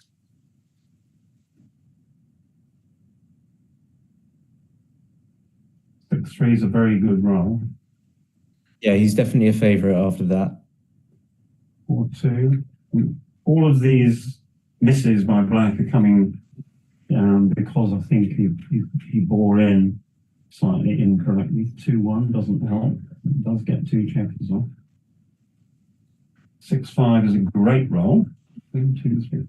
Okay, now I think Ayman is favourite, even though Umur is on roll, obviously. 4-7-10. 4. 3 and 5. So close. It's so close. I'm not sure who's favourite. Can't afford. Oh, that was 4-4. Wow. Well, it's very clear who's favourite now. We can't afford a miss. Okay, but if he gets 2 off, roll 6-3-6-4. Needs 6-3-6-4. Doesn't get it. That's not enough. 3-4. Now 7 checkers plays 7 checkers. Black, big favourite. Huge favourite. 5-5. Wow. He's turned it on when he needs to. This has to be a double. 5-2. It isn't. It's over. Congratulations on winning the match. Well done to Ayman Hamadeh. Unlucky to Umur. Yeah. They probably did a deal, so financially they're probably fine. But I mean, you want to win these things, not come second. So. Interesting match, lots of interesting positions, as ever with any backgammon match. Rose up discussion, debate, and so on. And thank you to everybody who's been listening this afternoon, to Simon and I. We hope you've had an enjoyable afternoon. And I suspect Simon and I will now disappear and take a well-earned drink somewhere.